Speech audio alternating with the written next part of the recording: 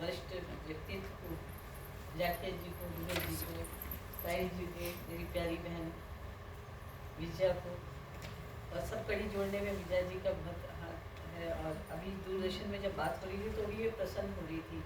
मतलब यहाँ की बात है जैसे घर की थाली है ना, उसका आनंद ही दूसरा होता है। तो ऐसा महसूस हो रहा है और इन्होंने प्रयास किया करने का। कला में आप लोग भी सब लोग कहीं ना कहीं से जुड़े हुए हैं, हृदय से, व्यक्तित्व से, गुरु के सानिध्य से, और किसी न किसी विधा से, चाहे आपके एजुकेशन में है या आपने उसका शौकिया चयन किया है, या प्रसन्नचित होकर देखते हैं। और सबके अनुभव और सोच कला के प्रति अलग है। चाहे हमारे पास भी बहुत से स्टूडेंट्स आते हैं जो इसमें नहीं नृत्य करते हैं, उनकी सोच एक अलग होती है। जो कर रहे होते हैं उनकी एक अलग सोच होती है। जो संघर्ष में है उनकी एक अलग सोच होती है और दर्शकों की एक अलग सोच होती है। लेकिन वास्तविकता नहीं बदलती है, सोच भले ही बदल जाए, चीज तो वही रहती है।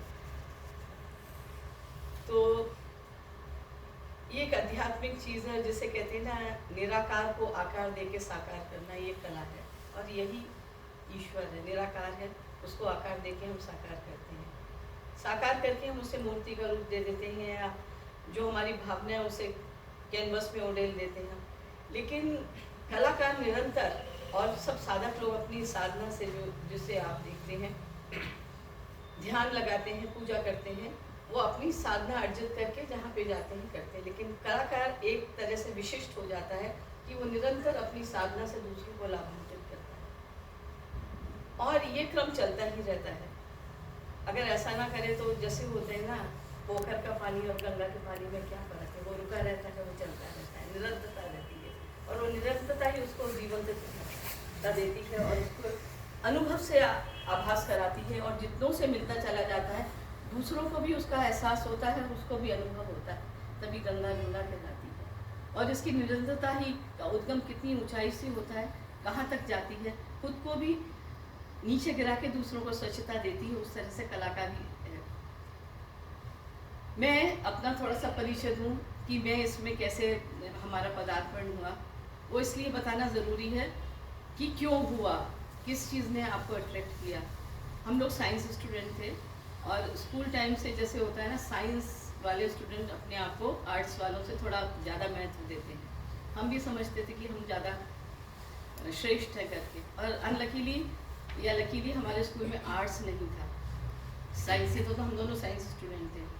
माँ को गाने का शौक था, इसलिए कला का वो एक बीज तो हमारे घर में घुस चुका था, या उनसे हमारे अंदर संस्कार आ चुके थे। पिताजी मेरे फौजी थे, एयरफोर्स ऑफिसर थे, सेकेंड वर्ल्ड वॉर उन्होंने सुभाष चंद्र बोस के साथ इंटीरियर थे। तो मतलब देशभक्ति है वो उस समय थे, तब हम लोग पैदा नहीं हुए थे, लेकिन उनके अंदर जो राष्ट्रीयता, देशभक्ति, और जो उनके अंदर एक सोच थी, वो एक साधु से भी ज़्यादा विरक्त थी, क्योंकि वो अपने सामने इतने सारी चीज़ें देख चुके थे और उसको चाहते थे कि हमारी पीढ़ी और कुछ करे ना करे, लेकिन देशभक्ति में सराबोर हो।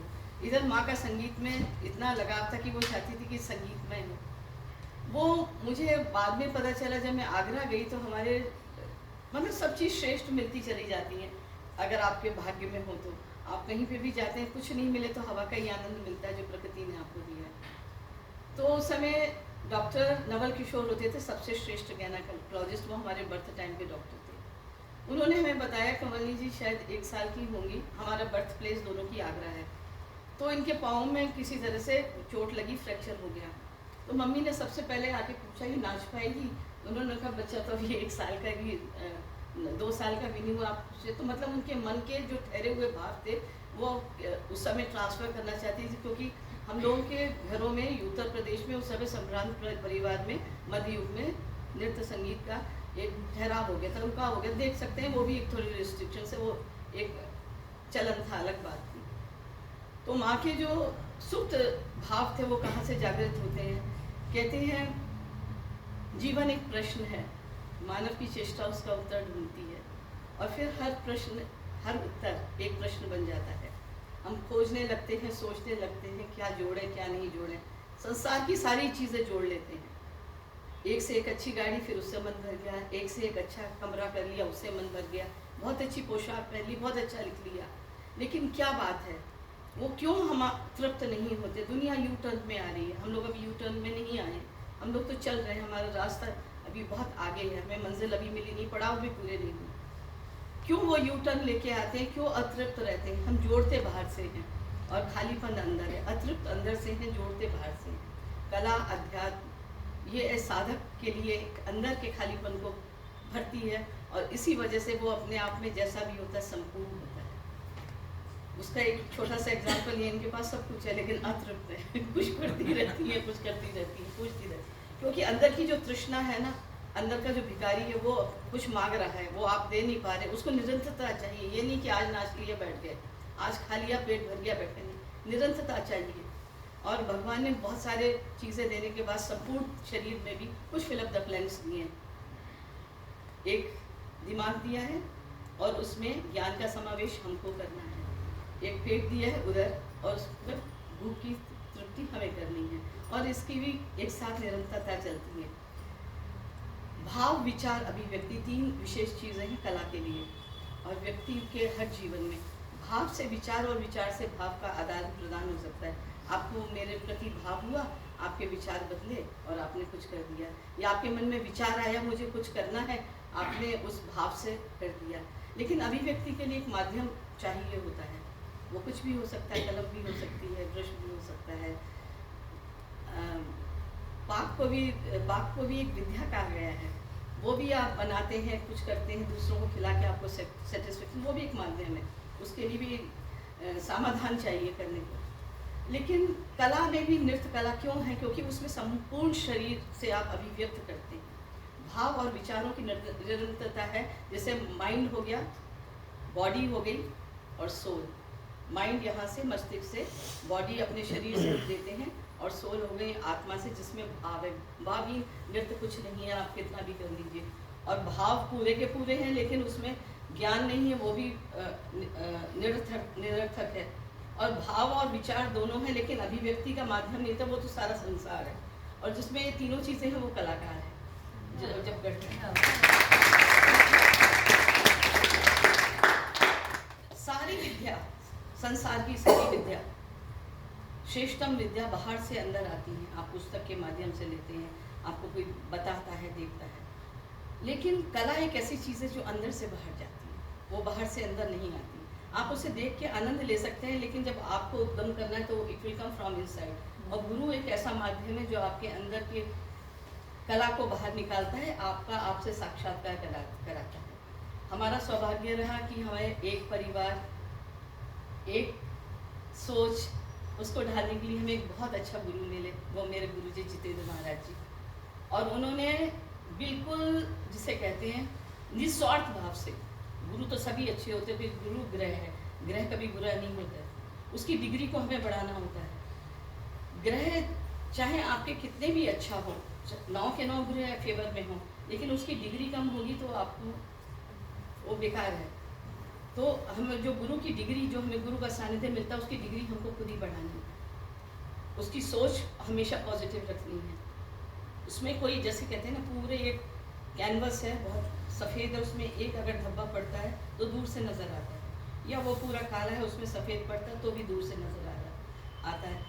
तो हमने मन के कैनवस को इतना साफ रखना है कि वो जो कुछ भी कि हम पेंट करते जाएं और निरंतरता फिर उसे साफ करते जाएं। कुछ मन में ऐसे भाव आए तो भी हम उसे कला के माध्यम से अभिव्यक्त करें, उसको कभी भी ऐसे माध्यम से अभिव्यक्त ना करें जिससे हम उसका अनादर करें, क्योंकि उसका अनादर करना माने कला का अनादर करना है। वो उसका प्रतिनिधित्व कर रहा है, ईश्वर के माध्यम से गुरु है उसका और ये भी भाग्य से मिलता है। भाग्य से आपको बहुत सी अच्छी चीज़ें ऐसे मिलती है जो आपके भाग में नहीं है, लेकिन भाग भी बनता है संस्कारों से। जो संस्कार बनते हैं, जो हम आज अर्जित करते हैं, आपने जो अर्जित किया वो आपको मिल रहा है। तभी तो एक गुरु के सानिध्य में कितने शिष्य होते हैं, कुछ बहुत कुछ लेके चले जाते हैं, कुछ साथ रह के भी कुछ नहीं ले पाते हैं। वो जो हमारे कर्मों का बैंक बैलेंस है जो हम रखते हैं, मैंने कमाया, मेरे बैंक में 1 लाख रुपए में चेक काटूंगी, 10-10 हज़ार की भी 10 काट सकती हूँ, 5-5 हज़ार के भी 20 काट सकती हूँ, क्योंकि मेरा बैंक बैलेंस है। आपका बैंक बैलेंस ही नहीं तो कहाँ से काटोगे? तभी तो आप कहते हैं ना, वो करके चला गया, मैंने तो ऐसा किया। You did it, you are the way, but उसका बैंक बैलेंस था इसलिए उसने कर लिया। तो क्या था, जब हम स्कूल के टाइम पे थे तो I was a sports champion. मैं पूरे 12 साल जोनल चैम्पियन रही, छोटे से ही, हाइट कम थी थोड़ी, तो जूनियर से लेकर सीनियर तक रही। और नेशनल्स मैंने एथलेटिक्स फास्ट रनर थी, 6 साल नेशनल्स के लिए। हमारे समय में स्पोर्ट्स का इतना महत्व नहीं था, नेशनल स्टेडियम था, स्कूल सुजाल सिंह पार्क में पास था, हम आते थे चले जाते थे। कई बार गाड़ी भेज देते तो हम मना कर देते थे, क्योंकि हम चाहते थे उसमें बंधे ना, हम खुद ही चले, खुद ही काम करें। और जब ट्रैक में खड़ी होती थी तो मुझे लगता था कि ये ट्रॉफी सारी मेरे पास आनी चाहिए थी, और आती थी। गाड़ी भर के जाती थी, अगर मैं फर्स्ट होती थी तो ये सेकंड होती थी तो मैं फर्स्ट होती थी, मतलब वो हमारे परिवार में जाती थी। कॉम्पिटिशन में मुझे चुके सोच में ना ऐसा कभी भी नहीं आया कि किसी दूसरे की चीज़ हमारे पास आए। ये पापा ने शुरू से कहा था, आपकी अर्जित चीज़ आपकी है, जो दूसरे की है उसको आप सम्मान करिए, लेकिन उसे कभी भी अपना मत समझिए, उसका आदर करिए। लेकिन जो आपकी अपनी चीज़ है, मतलब मैं आपको बता रही हूँ, एक चीज़ एकदम नहीं बनती, उसके कई लेयर्स होते हैं। जैसे बीज रोपा जाता है, उसको नमी भी चाहिए, पानी भी चाहिए, तपिश भी चाहिए, मौसम भी चाहिए। हर मौसम में प्रकृति देखिए, हर मौसम में हर चीज़ नहीं होती, बीज तो वो भी है। फिर जब वो फसल खड़ी होती है तो आप देखें, अब हर रोज़ आप सोचें, गुरु ने सिखाया या उस बीज को बार बार निकाल के परखेंगे तो ना वो बीज होगा और ना वो पौध बनेगी, है। और उसको देखने में आप अपने भाव को भी खराब करें कि कैसा हुआ कैसे नहीं। तो जहाँ संप्रण होता है, आप समर्पित होते हैं, तो आपके भाव, किसी भी संबंध में दो चीज़ बहुत महत्व रखती है, एक अधिकार और एक कर्तव्य। समाज की सबसे बड़ी चीज़ संबंध है, और संबंध में सबसे बड़ी चीज़ है एक अधिकार और एक कर्तव्य। गुरु के में हमारा पहले कर्तव्य है, फिर अधिकार है, और जो ईश्वर के दिए हुए जितने भी रिश्ते हैं उसमें पहले हम अधिकार ढूंढते हैं, बाद में कर्तव्य पे जाता है। अरे वो मेरे पिताजी वो नहीं करेंगे तो कौन करेगा, वो मेरी बहन है उसने नहीं किया तो कौन करेगा, वो मेरी माँ है उसका फर्ज बनता है। लेकिन गुरु के साथ ऐसा नहीं होता है। हम सोचते ही नहीं उस संबंध में क्या है, तेरा क्या है, मेरा क्या है, जो कुछ है वो तेरा है। मेरा का भी यही अर्थ है ना, मुझ में मेरा कुछ नहीं, जो कुछ है सो तेरा। जब पूर्ण समर्पण आपका एक हो जाता है, जैसे मीरा थी, उन्होंने संसार नहीं छोड़ा था, लोगों की सोच गलत थी, उन्होंने अपनाया ही नहीं था। तो ऐसे कलाकार सब कुछ होते हुए भी आपको लगता है इसके पास सब कुछ है, फिर भी अतृप्त क्यों है, उसने वो होते हुए भी नहीं अपनाता है, उसको किसी और चीज़ की तलाश है, उस दूसरे खालीपन को खोजने की कोशिश कर रहा है। और ये संस्कार की प्रबलता आपको, आपके मार्ग में, हम लोग अच्छे परिवार से थे, सब कुछ था, लेकिन हमने कभी कष्ट को कष्ट ही नहीं समझा। हमने लगता था ये चीज़ हमारे लिए बनेगी, हम तो स्लीपर क्लास में भी ट्रैवल करें, हम नॉन एसी में भी बहुत ट्रैवल करें, कहाँ साउथ चले जाते थे, 3-3 दिन लगते थे। हमें उस मार्ग पे आई हर कठिनाई में आनंद आता था, उसने हमें अनुभव दिया। किसी, अभी दूरदर्शन में ये पूछ रहे थे तो मेरे दिमाग में आया, आप लोगों को भी बताती हूँ।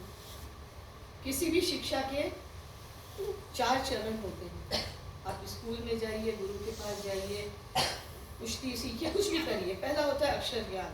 वो उसके आरंभ से जो आपको अवगत कराते हैं उसे अक्षर ज्ञान कहते हैं, मतलब प्रारंभ हो गया आपको। अक्षर ज्ञान सबके लिए बराबर होता है, बच्चे भी पुस्तक लेके जाते हैं, सब कुछ जो उसमें लिखा है, अक्षर तब तक वहाँ तक सीमित है, उसकी एक सीमा है, जो पढ़ रहा है उस तक सीमित है, या वो पढ़ के बोल रहा है तब तक सीमित है उसकी। जब उसको स्वर का सानिध्य मिल जाता है तो उसकी चलायमान होता है, दूर तक पहुँच जाता है। अब मैं पढ़ के नहीं बोल रही हूँ तो दूर तक जा रहा है, बोल रही हूँ। और जब उसको नृत्य के अंदर नृत्यबद्ध कर देते हैं तो उसकी सीमा बहुत आगे हो जाती है। जहाँ शब्द मौन होते हैं वहाँ स्वर बोलता है, जहाँ स्वर मौन होते हैं वहाँ भाव बोलता है। उसमें दोनों चीज़ों की आवश्यकता नहीं, फिर वो भाव बोलने लगते हैं। तो पहला हुआ अक्षर ज्ञान, दूसरा होता है सानिध्य। आप गुरु के सानिध्य में हैं, आपको किसी की कोई बात अच्छी लगती है, आप उसे अपना, यह आपकी अपनी विचारधारा है कि आप अच्छा चुकते हैं या बुरा चुकते हैं, आपकी अपनी सोच है, सभी चीज़ अच्छी है, उसमें आप अच्छा ही ढूंढ रहे हैं या बुराई ढूंढ रहे हैं, या आपकी अपनी समझ है। दूसरा हुआ सानिध्य, तीसरा होता है अनुभव। अनुभव सबका अलग अलग है, एक ही जगह भोजन बनेगा लेकिन सबका स्वाद अलग है, वो एक आपका अनुभव हो। एक ही गुरु सिखा रहा है, आपकी उसके प्रति सोच अलग है, इनकी अलग है, उस भाव को आप किस तरीके से ले रहे हैं, कितनी गहराई में उतर रही, वो आपका अनुभव हुआ। और चौथा होता है संघर्ष, जो आपकी अपनी पहचान बनाता है। आप संघर्ष भी सबका अलग अलग होता है, चाहे हम लोग साथ साथ भी रहें, सोच से भी संघर्ष होता है, कर्म से भी संघर्ष होता है, उसको प्रमोट करने में भी संघर्ष होता है, और उसको प्रदर्शित करने में भी एक संघर्ष होता है कि ऑडियंस मेरी चीज़ को पसंद करे। तो ये चारों चरण से जब आप होके गुजरते हैं और अपनी पहचान बनाते हैं तो लोगों को आनंद आता है करके। तो हमारा भी जीवन इस तरीके से हुआ कि गुरु जी के सानिध्य में आए, हमने सीखा सीखा सीखा करा। और लोग कहते हैं गुरु शिष्य परंपरा, हमने ऐसा सोचा नहीं था हम इस परंपरा से बंधेंगे। मैं हमेशा बोलती हूँ ईश्वर हर एक में एक पात्र ढूंढता है और हम बाध्य हो जाते हैं उसके पात्रता को निभाने के लिए। हमारे पाँव कहीं और जा रहे होते हैं, हम कहीं और चल पड़ते हैं, क्योंकि उसने हमें उस चीज़ के लिए बनाया है।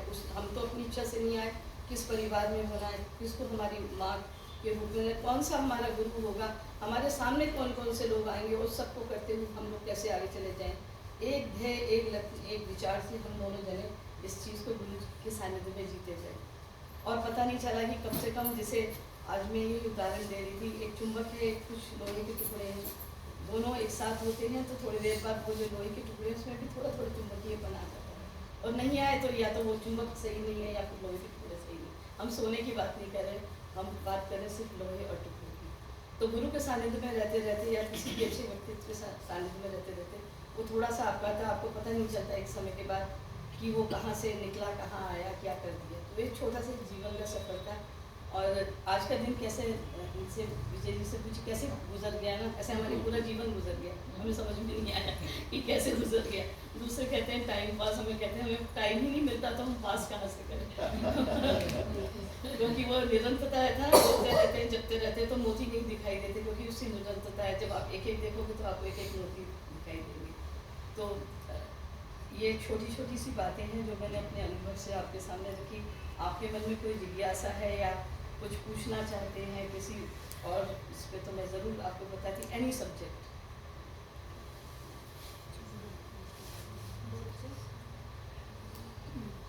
सभी लोग नृत्य सीख रहे हो आप, हैं? तो कुछ ना कुछ जिज्ञासा तो होगी। ऐसा तो नहीं कि दोनों दीदी को सुनने के बाद ही जिज्ञासा प्रकट हुई। नली जी तो इतने अच्छा बोलती है कि मैं भी इनकी श्रोता ही हूँ। मैं गुरु के ऊपर समर्पित कुछ पंक्तियाँ लिखी थी मैंने जब कैलाश मानसरोवर में थी। हाँ, ये वाली बात भी आपको पता, जो भाव होते हैं ना वो निकलने की प्रयत्न करते हैं। अगर आपके अंदर कला का भाव है ना, ज़रूरी नहीं है। तो एक बार क्या हुआ, मैं बीमार हो गई, उस छोटे समय की बात है। जो मैंने बोला था ना, आर्ट्स को हम लोग उतना नहीं समझते थे, लेकिन जब मैं गुरुजी के पास हम लोग जाते थे तो हमें लगता था ये पुरुष होते हुए उनके अंदर एक चीज़ जो हम लड़की होते हुए हमारे अंदर नहीं है, आनी चाहिए करके।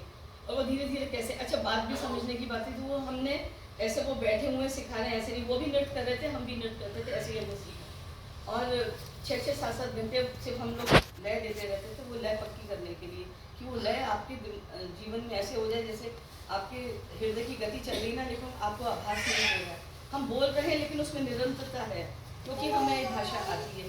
तो जीवन का अंग बन जाए। अंधेरे में भी बैठेंगे तो खाना यहाँ नहीं जाएगा, यहीं जाएगा, और ना यहीं से उठा के आए, क्योंकि वो हम उसके अभ्यस्त हैं। तो वो चाहते थे कि लय ताल आपके अंदर इतनी बैठ जाए कि जीवन के अंग के तरह आपके वो, आपको सोचना ना पड़े, बिना सोचे समझे आपके अंदर। दो दिन आप इधर अगर कोई चीज़ रखते हैं, रसोई के एग्जाम्पल ले लिए, तीसरे दिन उसकी जगह बदल देंगे तो हाथ पहले वहीं जाएगा, क्योंकि आप उसके अभ्यस्त हो चुके हैं। तो मम्मी की किताबें रखी थी, मेरी मम्मी ने साहित्य तो किया, MA किया, नाउ शी इज 94 ईयर्स, गाती भी बड़ी मस्त है। तो मैंने वो किताब उठाई, और जिसे कहते हैं पहला साक्षात्कार क्या होता है। तो जयशंकर प्रसाद जी उनके प्रिय कवि थे। तो शशि मुख पर घूंघट डाले, मैंने हिंदी की मैं उतनी अच्छी नहीं हूँ, लेकिन मैं एक कोई चीज़ पढ़ लेती हूँ अच्छी तो मुझे याद रहती है, और अपनी चीज़ें तो पूरी याद रहती है। शशि मुख पर घूंघट डाले, आंचल में जीभ छुपाए, जीवन की इस गौरभूमि में तुम कौतूहल से आए। माना वो छलना थी पर उसमें मेरा विश्वास बना था, उस माया की छाया में मैं स्वयं सत्य बना था। मैं कहा ये कौन सी बात है जो मतलब हृदय में उतार रही, तो मुझे साइंस में कहीं नहीं मिली, मतलब आत्मा नहीं मिली उसमें, और सब चीज़ मिली, ऐंठ मिली, सब मिला, ये मिल जाता है, वो बन जाता है। टेलीफोन है लेकिन टेलीपैथी नहीं है, टेलीपैथी से तो आप कहीं भी पहुंच जाएंगे, टेलीफोन को नृत्य के माध्यम से जो संस्कृत आई, जो साहित्य का समावेश हुआ, गुरु जी का बहुत इंटरेस्ट है। तो मैं एक शब्द है, एक सारे सब सदे सब सारे सब जाए। फिर यशोदा एक कंपोज कर रही थी, उसमें भी कितने अच्छे भाव थे। यशोदा जब वो नहीं आते कहते जाओ ना अमृत लाभ नहीं, जल में शतदल तुल्य सरसते, तुम घर रहते हम ना तरसते, देखो दो दो मेघ बरसते, मैं प्यासी की प्यासी, आ भी जाओ अब आ भी जाओ वो बनवासी वो बनवासी। वो भी मैंने कहा क्या भाव है कि कहाँ आप विरक्ति दिला रहे हैं और कहाँ वो है, और उस शब्दों का कहती है जाओ नाथ अमृत लाओ तुम, अमृत के लिए गए थे ना महात्मा को, जाओ नाथ अमृत लाओ तुम, मुझ में मेरा पानी, चेरी ही मैं बहुत तुम्हारी, मुक्त तुम्हारी रानी, प्रिय तुम तपो सबों में बरसत, देखो बस ये दानी, वहाँ तुम्हारी गुण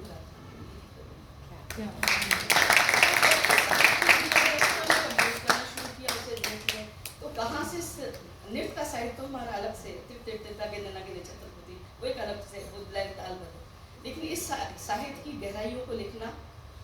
फिर अपने इसमें सिंगस्त्र हो रहा था उज्जैन में, वो पहले बाबूलाल तो राजमाता सिंह बाबूलाल जय, तो राजमाता सिंधिया जी के साथ हमने यहाँ है। तो मुझे सब मठों में जाना, साधु संत से लंगोटी धारी से सब हमने आश्रम में, वो एक विधा हमने मोड़ दी। फिर जो कहते हैं ना इसका उद्गम यहाँ से, वो लोग नृत्य संगीत को स्वीकारते नहीं थे, वो सोचते थे कोई अलग की चीज़ है। उनमें नृत्य संगीत का के प्रति रुचि, उनको पता चले कि तुम्हारे ये आंगन की निकला हुआ ये बीज है, तो उनसे शास्त्रार्थ करना बताना ये ईश्वर ने दिशा दी। तो राम नरेश आचार्य जी, अभी मैं इतने सालों बाद 35 साल बाद मैं उनसे अभी गई थी बनारस, तो गई गंगा घाट पे, तो अब वो उस समय तो बहुत युवा थे, अब थोड़े वृद्ध हो गए, तो किसी ने जाके बोला नलनी कमल नहीं आई, तो भाग भाग के नीचे गए, जल्दी से आरती करके बैठे और बताया। तो उनसे उस समय शास्त्रार्थ मैंने किया, जब उनकी शिष्य ने कहा अरे नलनी कमल नहीं आई, हमने बनारस के गंगा महोत्सव में तुम डांस नृत्य देखने गए, मैंने कहा आप तो ऐसे बोल रहे जैसे कोई गलत काम करने के लिए गए हो। तो सारी उनकी ऑडियंस तो बहुत बड़ी बड़ी होती है, सुनने वाले कलाकारों की तो थोड़ी होती है, उनकी बहुत सारी होती है, खाने पीने का बहुत शौकीन होते हैं, सब आते हैं, पूरे मठ चलते हैं। तो फिर मैंने उनको बताया कहाँ कहाँ इसका जिक्र था शास्त्रों में, और आप तो सिर्फ ध्यान बैठ के कमरे में लगाते हैं, हम संपूर्ण एड़ी से लेके शिखा तक हमारा रहता है, और उसमें भी हमें ये पता रहता है कोऑर्डिनेशन का है, बेताले नहीं होते, बेसुरे नहीं होते, ऑडियंस को नहीं जाने देते, और अपने प्रभु को भी खींच के अपने पास लाते हैं कि हम कृष्ण बनते हैं, और सारी हजारों की ऑडियंस को पता चलता है कृष्ण आ गए हैं। वो है निराकार को आकार देके साकार करना। जब आखिरी दिन था तो बोला राजमाता जी ने, ये बोलेंगे तब चंद्रा स्वामी जी थे, बड़े बड़े संत लोग, बड़े भयंकर उनके आसन लगे चांदी के, हम तो छोटे छोटे से 1 महीने रही है हम उज्जैन वाले, उसमें हम अभ्यास करते रहते थे। अरे गुरुजी मुझसे राजमाता जी ने कहा, गुरुजी कहते बोलो बोलो जाके, मैंने कहा मैं क्या बोलूँ, मैं तो हिंदी भी ठीक से बोलनी नहीं आती, तो खूब तेजी से संस्कृत बोल रहे हैं। मेरे ध्यान में आया जो योग कराने वाले थे वो शारीरिक योग करा रहे थे, और जो आध्यात्मिक लोग थे वो अच्छे खासे तंदुरुस्त थे, बस बैठे थे, वो बड़ी मुश्किल से धीरे से उठते थे, उनके चारों ओर गद्दी बिछाने। मैंने कहा ये भी योगी है, वो भी योगी है, वो शारीरिक योगी है, ये आध्यात्मिक है। नृत्य संपूर्ण योग मुझे पता चला हमारे देवों को देव मैंने अपने गुरुजी को देखा, मैंने कहा तो सही योगी है भैया, आध्यात्मिक भी और शारीरिक भी, इसलिए नृत्य संपूर्ण योग मेरा विषय रहा, जिसमें आध्यात्मिक। जी आपको ये बता रही हैं कि उन्होंने कैसे ब्लैक शॉर्ट में एक चीज पाई और वो उसका विस्तार हुआ जीवन में। और मैं मतलब गुरु का आशीर्वाद इतना कॉर्डलेस होता है, जिसे आप कह रहे हैं कि यहाँ से तार लगा तो आपको बस चलो स्विच दबाना है, नहीं, कॉर्डलेस, आपने सोचा वो आपके पास आ जाता है, आप हरि ओम बोलिए वो आपके अंदर। तो इस यात्रा में हमें जाना है जहाँ जब सारी सैटेलाइट फेल हो जाए तो भी हमारी ये कनेक्टिविटी चलती रहे, जब कुछ भी नहीं होता तो भी हम ध्यान लगाते हैं। दैट्स योर वो अध्यात्म है आपकी और उससे कनेक्टिविटी।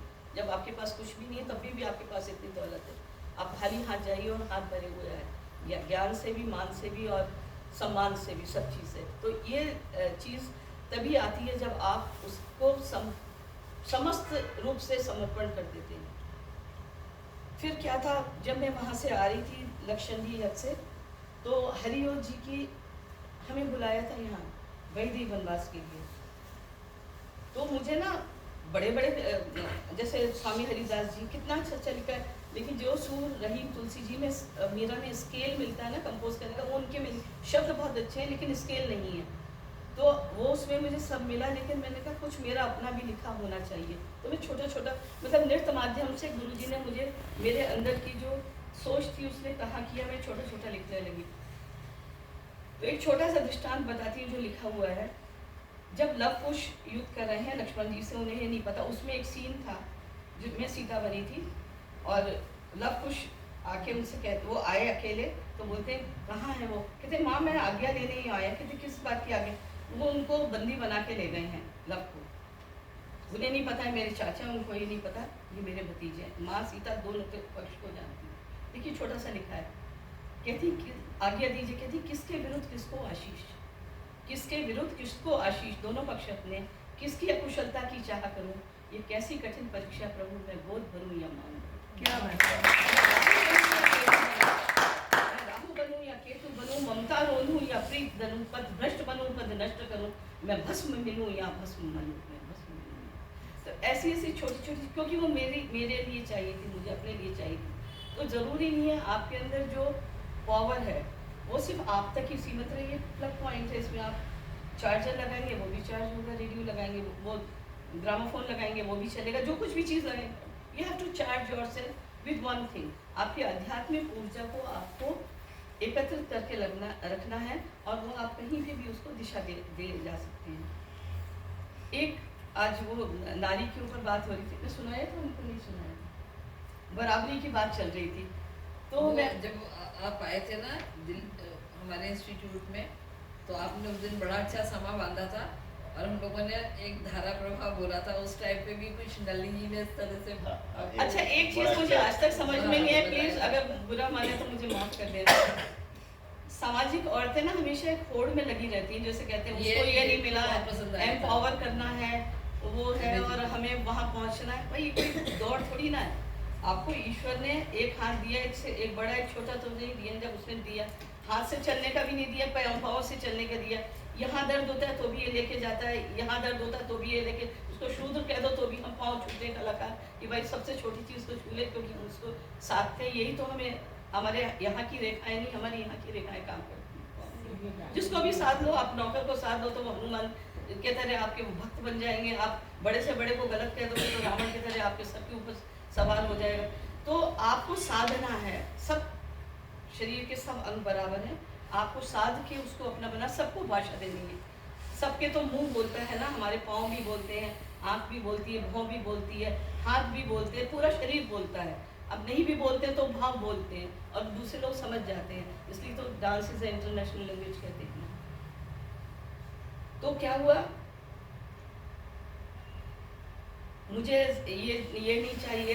नारी का सबसे पहला काम है परिवार को बनाना, अगर वो गृहस्थ है। और परिवार को नहीं, देखिए पुत्र से परिवार, परिवार से कुटुंब, कुटुंब से समाज, समाज से देश बनता है। फिर आप कहते हैं ऐसे केसेस हो गए, ये चीज़ हो गई फलान। माँ ने क्यों नहीं करा? मेरी माँ ने तो मुझे कुछ सिखाया नहीं ना, सानिध्य ने सिखा दिया बहुत कुछ। आपको एक बगिया दी गई है, आपके फूल क्यों सूख रहे हैं, उसके फूल क्यों ताजिए?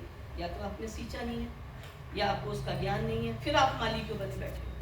आपको जो अधिकार दिया गया है वो तो अधिकार आप पूरा करो ना, फिर दूसरे के में छलांग लगा के कहो कि मुझे एक बड़ा और बाग दीजिए तो मैं उसके बराबरी में आऊँ।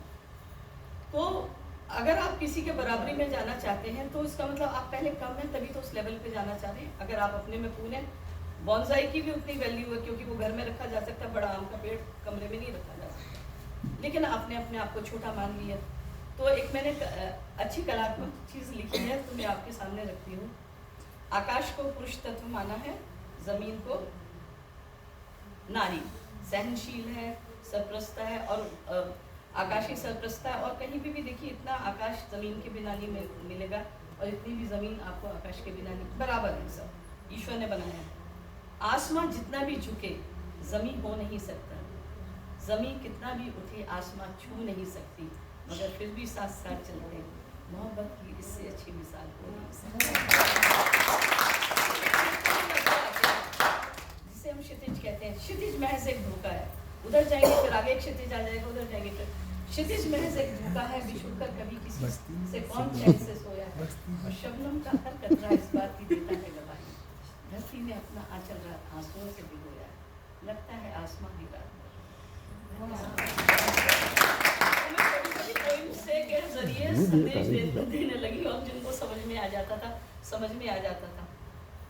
एक और सुनाऊंगी सोनामी, मतलब जैसे कहते हैं ना कहीं पे भी कुछ हुआ, ये मुझे मेरी एक अकेली श्रोता अकेली चैलेंज करने वाली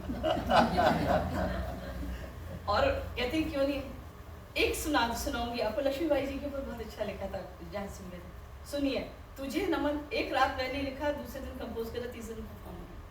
मैंने सबसे पूछ लिया रेडियो स्टेशन में वाजपेयी जी, मुझे कुछ अच्छा सा दे दो जो मैं लिखूं। तो मुझे लगा कि दिमाग दिया है, हाथ दिया है, मुंह दिया, तुम क्यों भिखारियों की तरह मांग रहे हो, तो अपना दे दो, आपकी झोली में खुद ही करो और समेटो। तुझे नमन वीरांगना तुझे नमन, चंड थी प्रचंड थी वो ज्वाला अखंड थी, वो भाव थी विचार थी, वो मौन का संवाद थी, वो गीत का आकार थी, वो दुर्गा साकार थी। अभी यही याद था। तो जो लिखाई थी ना वो मुझे मेरे अपने नृत्य, और उसको हमने कंपोज किया और फिर वहाँ प्रदर्शन किया। तो सोनामी आया था, हमने यहाँ पे प्रदर्शन करना था यूनिवर्सिटी में, हिंदू कॉलेज में। तो उसी समय हमने बोला ये तो 4-5 दिन रह गए हैं, तो हम क्यों ना इनके लिए डोनेशन ही कर दें। सब बोले कि वो कलेक्ट करते हैं, किसी के पास जाता है या नहीं जाता है, क्या करें। तो हमारे साथ शिव मनी थे, जब हम लोग गए थे, हमारा पशुपतिनाथ जी में नृत्य था, उसके बाद कैलाश मानसरोवर पूरे महीने हम लोग 28-29 दिन नाचते रहे।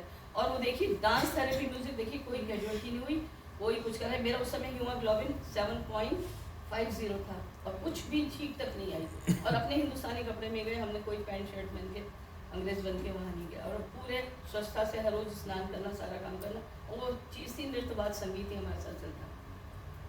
तो शिवमणि ने कहा ये यूथ लोगों को अच्छा लगेगा, तो हमने उसको बुलाया थोड़ी देर मंच में, क्योंकि वो लाइट साउंड का भी ड्रामा करना होता है सारे स्टूडेंट्स को दिखाने के लिए। गुरुजी ने बोला जाओ बोलो, वो तो मुझे एकदम पानी में तक, पर उनकी आज्ञा जो थी हम कभी भी मना नहीं करते थे। सुनिएगा, मुझे अच्छा लगता है ये। सोनामी में पहला जो आया था, फिर उसी के चक्कर में हमें श्रीलंका गए, हम लोग बुलाया था गवर्नमेंट ने। समुद्र को संबोधित है, अकेलापन लगता है तुम्हें भी खलने लगा है। नदी के किनारे तो देखो कितना याचमन होता है, भीड़ भाड़ लगी रहती है, पूजा पाठ, कुछ शोर शराबा रहता है, पर समुद्र को कभी भी देखो शांत नजर आता है। अकेलापन लगता है तुम्हें भी खलने लगा है, इसलिए आगोश में सभी को अपने भरने लगा है। ना समझी थी तुम्हारी, समझा रहे, ना समझी थी तुम्हारी महफिलें यूं सजा नहीं करती, मुर्दों से शमशान बनते हैं, बस्तियां कभी बसा नहीं करती। तुम समुद्र हो के भी प्यासे हो, ये तो सुना था हमने, तू तो दरिया है मगर फिर भी प्यासा है। तुम समुद्र हो के भी प्यासे हो, ये तो सुना था हमने, मगर भूखे भी उतने हो, ये हमने आज जाना। फिर चुनौती, फिर ना कभी ऐसी गलती करना। आपके जैसा कोई दूसरा खड़ा हो जाएगा तो आपको कौन पूछेगा। अभी हुआ था ना इलेक्शन में, सीधा 2 एक से खड़े हो जाएंगे तो दूसरे को कौन पूछेगा। और एक थोड़ा, फिर ना कभी ऐसी गलती करना, नहीं तो तुम्हारा अस्तित्व बिखर जाएगा, इतने बहते आंसुओं से तुम सारा जाएगा। ये भी खारा और समझ भी अकेला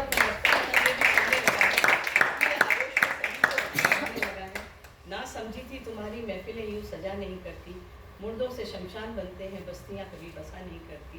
तुम समुद्र हो के भी प्यासे हो, ये तो सुना था हमने, मगर भूखे भी उतने हो, ये हमने आज जाना।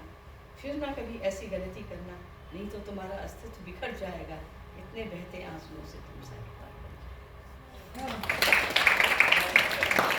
छोटा छोटा परिचय था मेरे गुरु जी के आशीर्वाद से, उनके सानिध्य में रह के लिखना शुरू किया। और अध्यात्म पे सुनाती हूँ एक छोटी सी कवली पे बोल करेगी। नहीं, ओशो जी का कार्यक्रम था। आया कोई सुनने के लिए आया? दबे जी मुझे तो दर्शक बन गई। हमें तो वहाँ बैठना चाहिए था। ओशो जी का कार्यक्रम था, उसमें लिखा था नृत्य में वो तुम्हारे साथ होता है। हमने पढ़ा, हम उसमें नृत्य करने गए थे, उसका नाम था आगाज। नृत्य में तो हमारे साथ तब होगा जब हम नाचेंगे, बिना नाचे कैसे नृत्य में, बेतुके में थोड़ी ना हमारे साथ होगा। नृत्य में वो तुम्हारे साथ होता है। मैंने उस पर लिखा, पाओगे उसे तो तुम नाचोगे, पाओगे उसे तो तुम नाचोगे और नचाओगे भी, उसके आने से ही नृत्य होता है। वो गुनगुनाएगा और तुम नाचोगे, जब वो नहीं रहेगा तुम नहीं रहोगे, जब वो और तुम एक हो जाओगे, तुम्हारे नृत्य में, तुम्हारे संगीत में, तुम्हारी आवाज़ में, तुम्हारी लेखनी में उसका आभास होगा, और यही आभास है।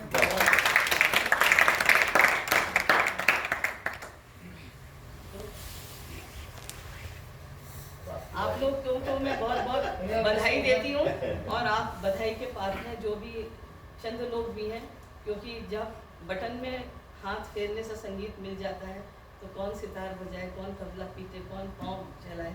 तो फिर इस युग में भी आप जो मेहनत कर रहे हैं वो चाहे पूरा ना हो, एक अमृत का कहीं ना कहीं से दिमाग में या जो आपके ग्रह में ईश्वर ने आपको दिया है कर्मों का फल, उसको और जोड़िए, करते रहिए, जिससे वो थोड़े से और थोड़ा प्लस पे प्लस जाके एक बहुत बड़ा सागर बन जाए और आपके साथ रहे। क्योंकि इस इलेक्ट्रॉनिक युग में लोग शरीर को बिल्कुल कष्ट नहीं देते हैं। कैलकुलेट करना है वो छोड़ लिया, रूट देखना है, GPS लगा दी, ये कुंद होती जा रही है। नृत्य में आप चाहे 1 घंटा, छोटे छोटे बच्चों को मैं सुनवाऊंगी और आप भी करते होंगे, चाहे 1 घंटा 2 हो, 16 घंटे हो, 5 घंटे हो, सब यहाँ रहता है। और यहाँ रहने के बाद भी सुर में रहता है, लय में रहता है, ताल में रहता है, और म्यूजिशियन के साथ रहता है, और अपने साथ भी रहता है, और ये क्लियर रहता है कि जो मैं कर रहा हूँ वो सही है या गलत है। संसार में सब लोग क्या करते हैं, दूसरों को सुधारते, अरे तुमने ये कर दिया, तुमने फलाना नहीं किया, तुम्हारी ये, मतलब दूसरों में कमियां ढूंढते, कलाकार अपने में कमी ढूंढता है, मेरे अंदर क्या कमी है। करने के बाद भी अतृप्त रहता है। जब आप अपने में अच्छाई ढूंढने लगेंगे, खुद को सुधारने लगेंगे, समाज सुधर जाएगा, किसी को रखने को सुधारने की जरूरत नहीं है। This is the need of the time. So I both to all of you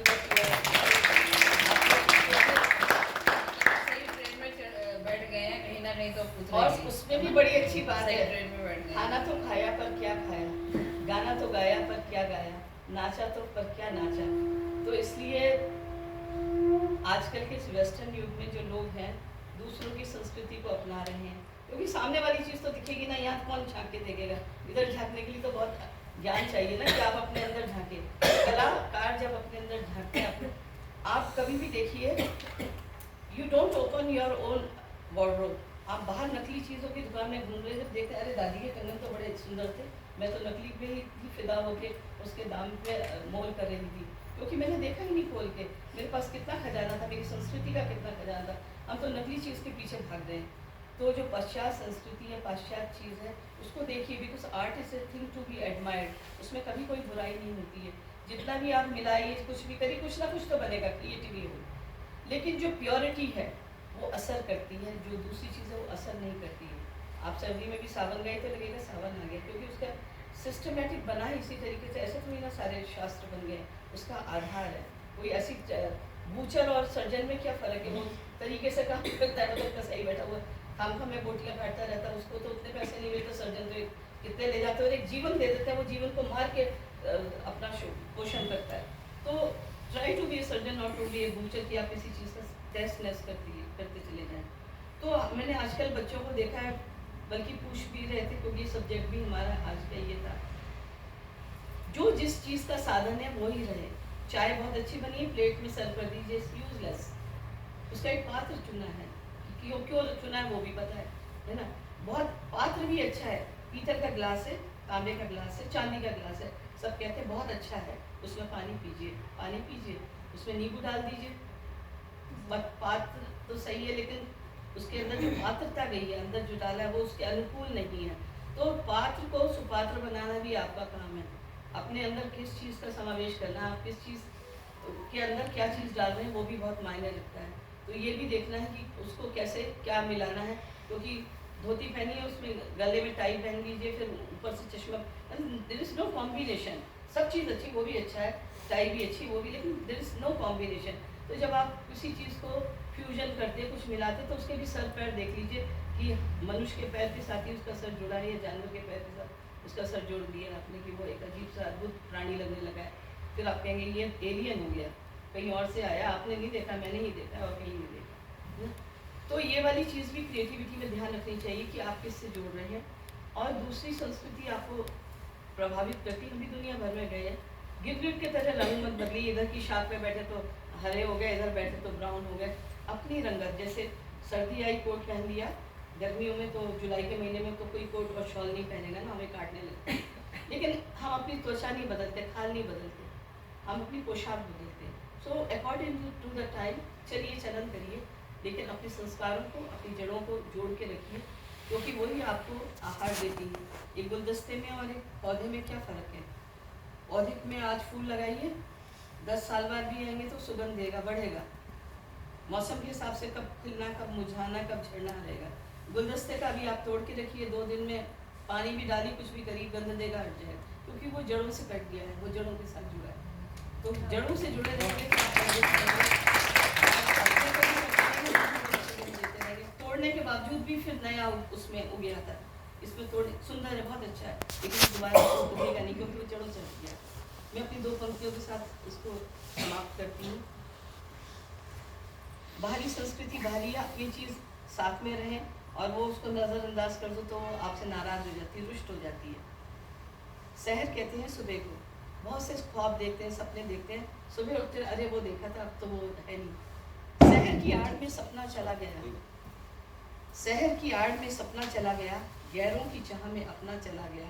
हम पूछते ही रह गए रास्तों से उस शख्स का पता जो अभी तक है।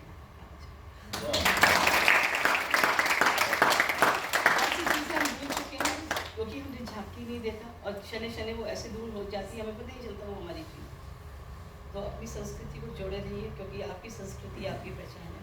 इसीलिए इसी विचार से हमारे मनीषियों ने, हमारे योगेंद्र बाबा जी ने संस्कार भारती बनाई। इसी विचार से कितने छोटे छोटे जगहों में जा जाके प्रचार करते हैं, और हम लोगों का तो उनके साथ 20, 25, 30 साल का सानिध्य रहा बाबा के साथ। कहीं जहाँ पे भी जाते थे, देखते थे, करते थे, और कर देते थे बेटा आगे जाओ, बेटा आगे जाओ। तो बड़ा मुश्किल से उन्होंने करा, जो नलिनी दीदी बात बता रही है ना, यही हम लोगों ने इसी तरीके से इन सब बड़े बड़े लोगों के बीच में बैठ के सीखा। और हम उतना संयम भी होना चाहिए, ये नहीं कि बस अभी तक सुना फिर जाके झाड़ दिया। उसको 5% भी अपनाओगे, जैसे आज आपने एक और एग्जाम्पल बताया था ना, सिर्फ दिए के अंदर एक क्षमता होती है जिससे वो बहुत अच्छा था। आपने you spoke very well about that. मेरा नहीं वो कुछ नहीं था, आधुनिकता पे आए ना, हम आधुनिक बोलते हैं कि ये तो पुराने विचारों में आधुनिकता नहीं है, कुछ नया करना चाहिए। तो पहले परंपरा से जुड़ने की बात है। परंपराएं कहाँ पे हमारा निर्वाह होती हैं।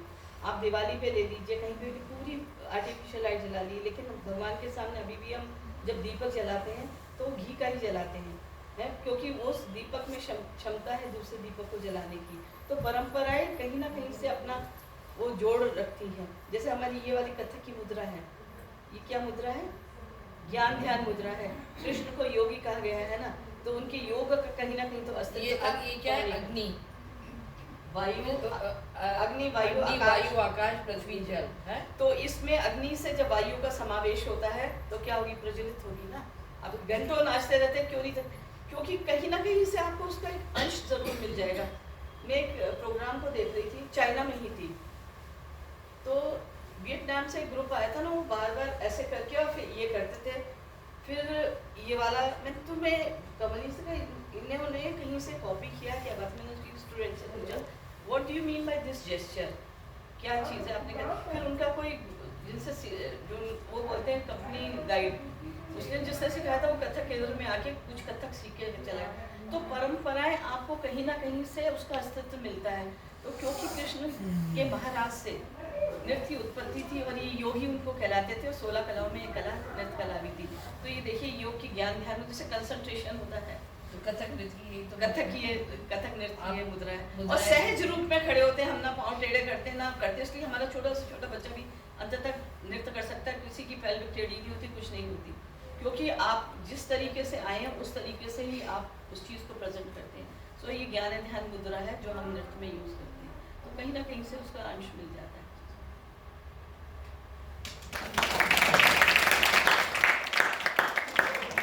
मैं क्या बोलूं, सारा ज्ञान तो इन लोगों ने ले लिया है। हाँ बोलिए। धरती माता, मुझे दीदी बोलिए, हमारे यहाँ ताई ना घरेलू और ताई माने होता है ताऊ जी की वाइफ, और हम घरेलू तो बहुत अजीब सा लगता है। मराठी में ताई है ना, बड़ी वहाँ की बाई, राजस्थान की बाई और यूपी की बाई में बहुत फर्क है। हमारे भाई माँ ऐसा नहीं, आपका मैं मजाक करें कि भूदेवी के प्रति आपकी आस्था क्या है? और उसी से जुड़ा हुआ एक प्रश्न है कि नृत्य मैंने कहीं यानी कि दूरदर्शन पे देखा है कि नृत्य करते हुए रंगोली भी बन जाती है ना? हाँ। तो वो एक प्रयोग है या फिर एक साधना है? देखिए, जो साधना है ना, उसको जो कलाकार का साधना है उसका मंच दर्शक है। वो दर्शक के बिना जो साधना है वो निरर्थक है, बेकार है। तो हम जो भी बात करते हैं वो दूसरे तक पहुंचना चाहिए। दर्शक हमारी मार्केट है, जो हम कर रहे हैं उसको पसंद आए। जो भी हम करते हैं उसके अलावा जो हम ये भी दृष्टिकोण रखते हैं कि जिस ऑडियंस में हम प्रदर्शन कर रहे हैं वो ऑडियंस इसको समझ सकेगी, यानी हमारा मटेरियल वही रहता है। लेकिन प्लेटफॉर्म के अकॉर्डिंगली जैसे हम स्कूल कॉलेज में जाएंगे तो बच्चों को उस हिसाब से बताते हैं, और ज्ञानी लोगों के बीच में जाते हैं तो हम उनको मात्रा के चयन से बताते हैं, देखिए इसमें जा रहा है इसका चलन ये जा रहा है। तो वहाँ पे बताने का ढंग एक अलग हो जाता है। वो जो रजवाड़ों में नृत्य हुआ करते थे, रजवाड़ों में, और जो सामंतों के अंदर सामने नृत्य हुआ करते थे मध्य में, और जो मुगल दरबारों में होते, उसमें क्या था? प्रसन्न करने का माध्यम, चाहे अर्चना आध्यात्मिक ही होती थी, प्रसन्न करने का माध्यम केवल एक व्यक्ति होता था, समूह नहीं होता था। वो राजा होता था, सामंत होता था, या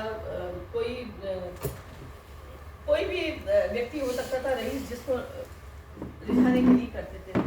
तो जो जयपुर में के रजवाड़ों में होता था उसमें जैसे उन्होंने बोला, अब उनकी समझ में ये थोड़ी ना आएगा कि ये उन्होंने कहा चलो घोड़े की टाप बताओ, तो हम नृत्य तो हमारा वही रहा, लेकिन वो इफेक्ट हमने घोड़े की टाप करके उनको बता दिया, तो उनको ऑन साइड कर गया, है ना, कि फरमाइश में फिर वो उनको पुरस्कार देते थे। ऐसे ही ये जो रंगोली बनाने की विधा है वो भी नृत्य के टुकड़े में बोल में बांध के उस तरीके से करते थे, तो शेर बन गया, उसके बाद उसमें दुर्गा माँ आ गई, वो उतनी कर करके, जैसे आजकल नहीं करते कि आप कलात्मक कर रहे हैं उसमें सारे फिनिश कर दिया, तो उसमें कलात्मक पक्ष भी बहुत अच्छा है, लेकिन फरमाइशी है वो। फरमाइशी हमारे नृत्य में भी फरमाइश फरमाइश की चीजें होती हैं, जो कोई फरमाइश करता है तो उसे प्रस्तुत करते हैं, वो भी। और भाषा का भी तो जैसे आप बोला, आओ प्रभु नैन में पलक मूंद तो हिलूं, ना देखो किसी और को, ना तो हे देखूंगी। अब ये हमारा समाज में जो साधु समाज बैठा उसके सामने ये कह रहा है। अगर वो लोग हैं जो उर्दू जानते हैं, वो कहेंगे उल्टी ही चाल चलते हैं अहले इश्क, आंख बंद करते हैं दीदार के। मतलब हम भाषा को बदल रहे हैं, भाव वही रहता है, क्योंकि वो उसे समझ रहा है, उसको भी अंदाज अलग रहता है, पर भाव वही रहते हैं। हाँ, तो ये फरमाइशी जो एक चीज होती है ना, फरमाइशी, उन्होंने कहा कि ऐसे करके दो, हवा का चलन बताओ, घुंघरू से घुंघरू बारिश करो, हाँ, तो उसमें कोई आवाज दिखाइए, तो उसमें कलात्मक पक्ष कहीं से नहीं हटता है, लेकिन प्रदर्शन का पक्ष अकॉर्डिंग टू तर्जमा उसे फरमाइश कहते हैं। बिल्कुल उत्तर मिल गया। और भूदेवी का तो रोल है ही। देखिए, आप कितना भी ऊपर उड़ लीजिए, लेकिन शुरू भी यहीं से होते हैं और पुनः भी इसमें यही वापस आते हैं। इसलिए मातृभूमि कहते हैं, क्योंकि जन्म लेने के बाद पहला पाँव व्यक्ति जिसमें लगता है वो भूमि है, आकाश में नहीं उड़ने लगता। उतरने के बाद जब आप चलना सीखते तो पहले आप भूमि में ही पाँव रखते हैं, और उसमें ही खासकर कथक नृत्य को या हमारे शास्त्रीय नृत्य को क्यों अहमियत दी जाती है। मेरी थेरेपेटिकल वैल्यूज में हमारे पैरों में सारे एक्टिव पॉइंट्स हैं। जब हम नृत्य करते हैं वो एक्टिवेट होते हैं, उसके एक्टिवेट होने से हमारे ग्लैंड्स का सिक्रेशन जो है, और हार्मोन्स बैलेंस होते हैं। हाँ, ग्लैंड्स का, अगर किसी को डीपली, जैसे हम खाना खाया है, खाने के बाद तो मुंह में राल आता है, आपने करुण चीज सुनी, आपको बिना तो बैठे बैठे अचानक रोना तो नहीं आ जाएगा ना। कोई चीज़ है जो आपके हृदय को या उसके शब्द आपके मस्तिष्क को छुए, उसने यहाँ छुए तो उसने यहाँ संदेश दिया और वो ग्लैंड सिक्रीट कर गए, तो आंखों में आंसू आ गए। ऐसे ही कलाकार जब नवरसों में अपनी किसी भी कंपोजिशन को या अपने अभ्यास के निरंतर, उसमें जरूरी नहीं किसी शब्द का ही वो हो, कौन से भी रसों की अभिव्यक्ति होती, उसमें जब वो अभिव्यक्त करता है तो वो उसको छू लेता है। और जो व्यक्ति अपने पूरे साल में 9 रसों के अभिव्यक्त नहीं कर पाता, वो कलाकार हर रोज के अभ्यास में करता है।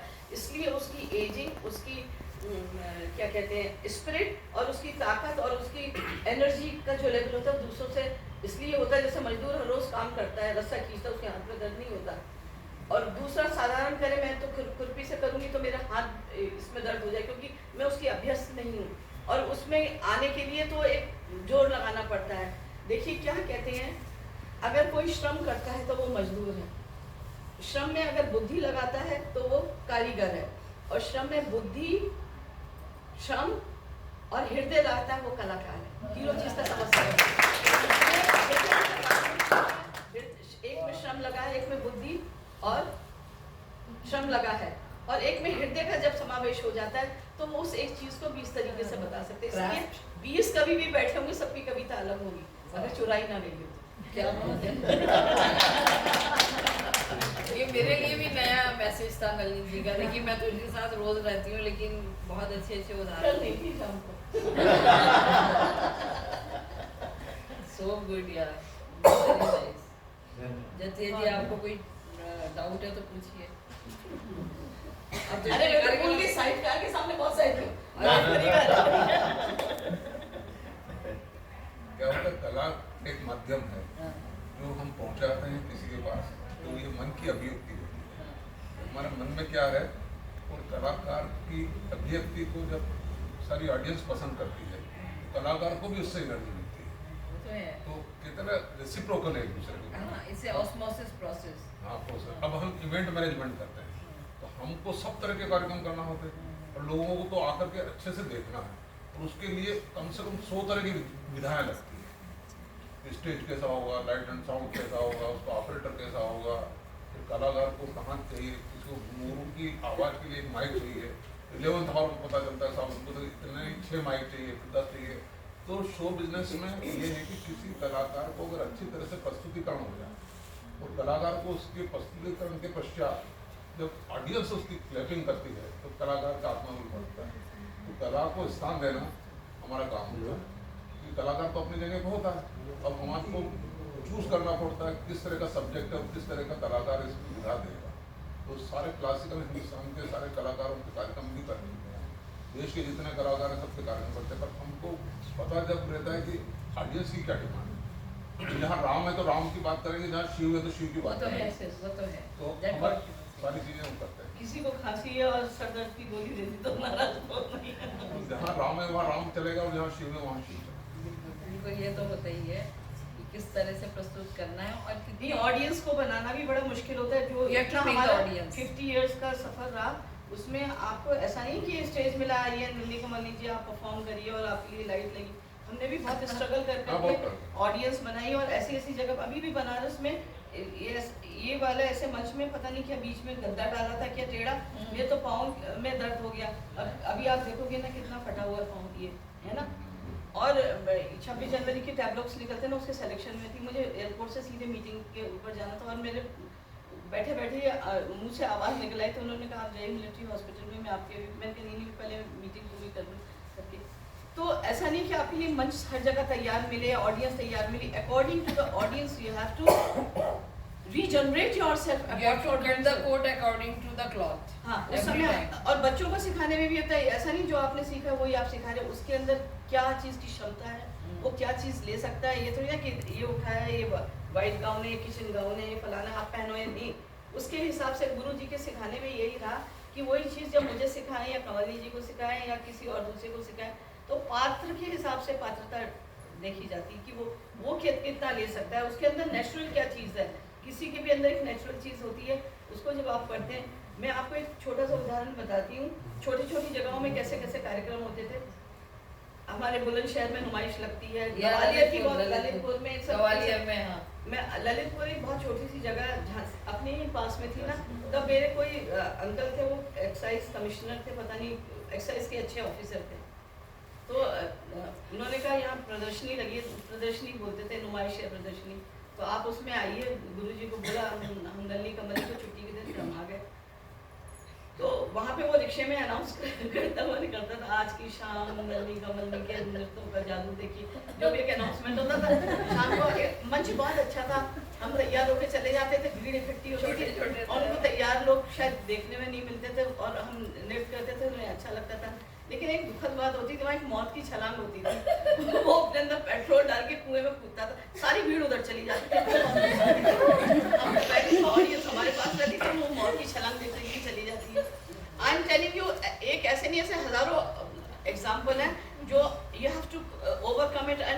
कई बार ऐसे करते हैं, फिर क्यों करें, इसमें क्या रखा है, फिर हम कोई दूसरा, फिर इनके लिए क्यों करें, है ना, क्या मिलेगा। आप तो सिर्फ उसके प्रसन्नता के लिए आए ना कि यू आर मेकिंग द, हमारे दिमाग में ये भी था कि हमें 4 आने भी मिलेंगे, लेकिन ईश्वर की ऐसी चीज़ है, जैसे आप एक गुलाब जामुन मांगे वो पूरी दुकान की दुकान आपको दे देगा कि आप फिर सोचेंगे खाऊं या ना खाऊंगा।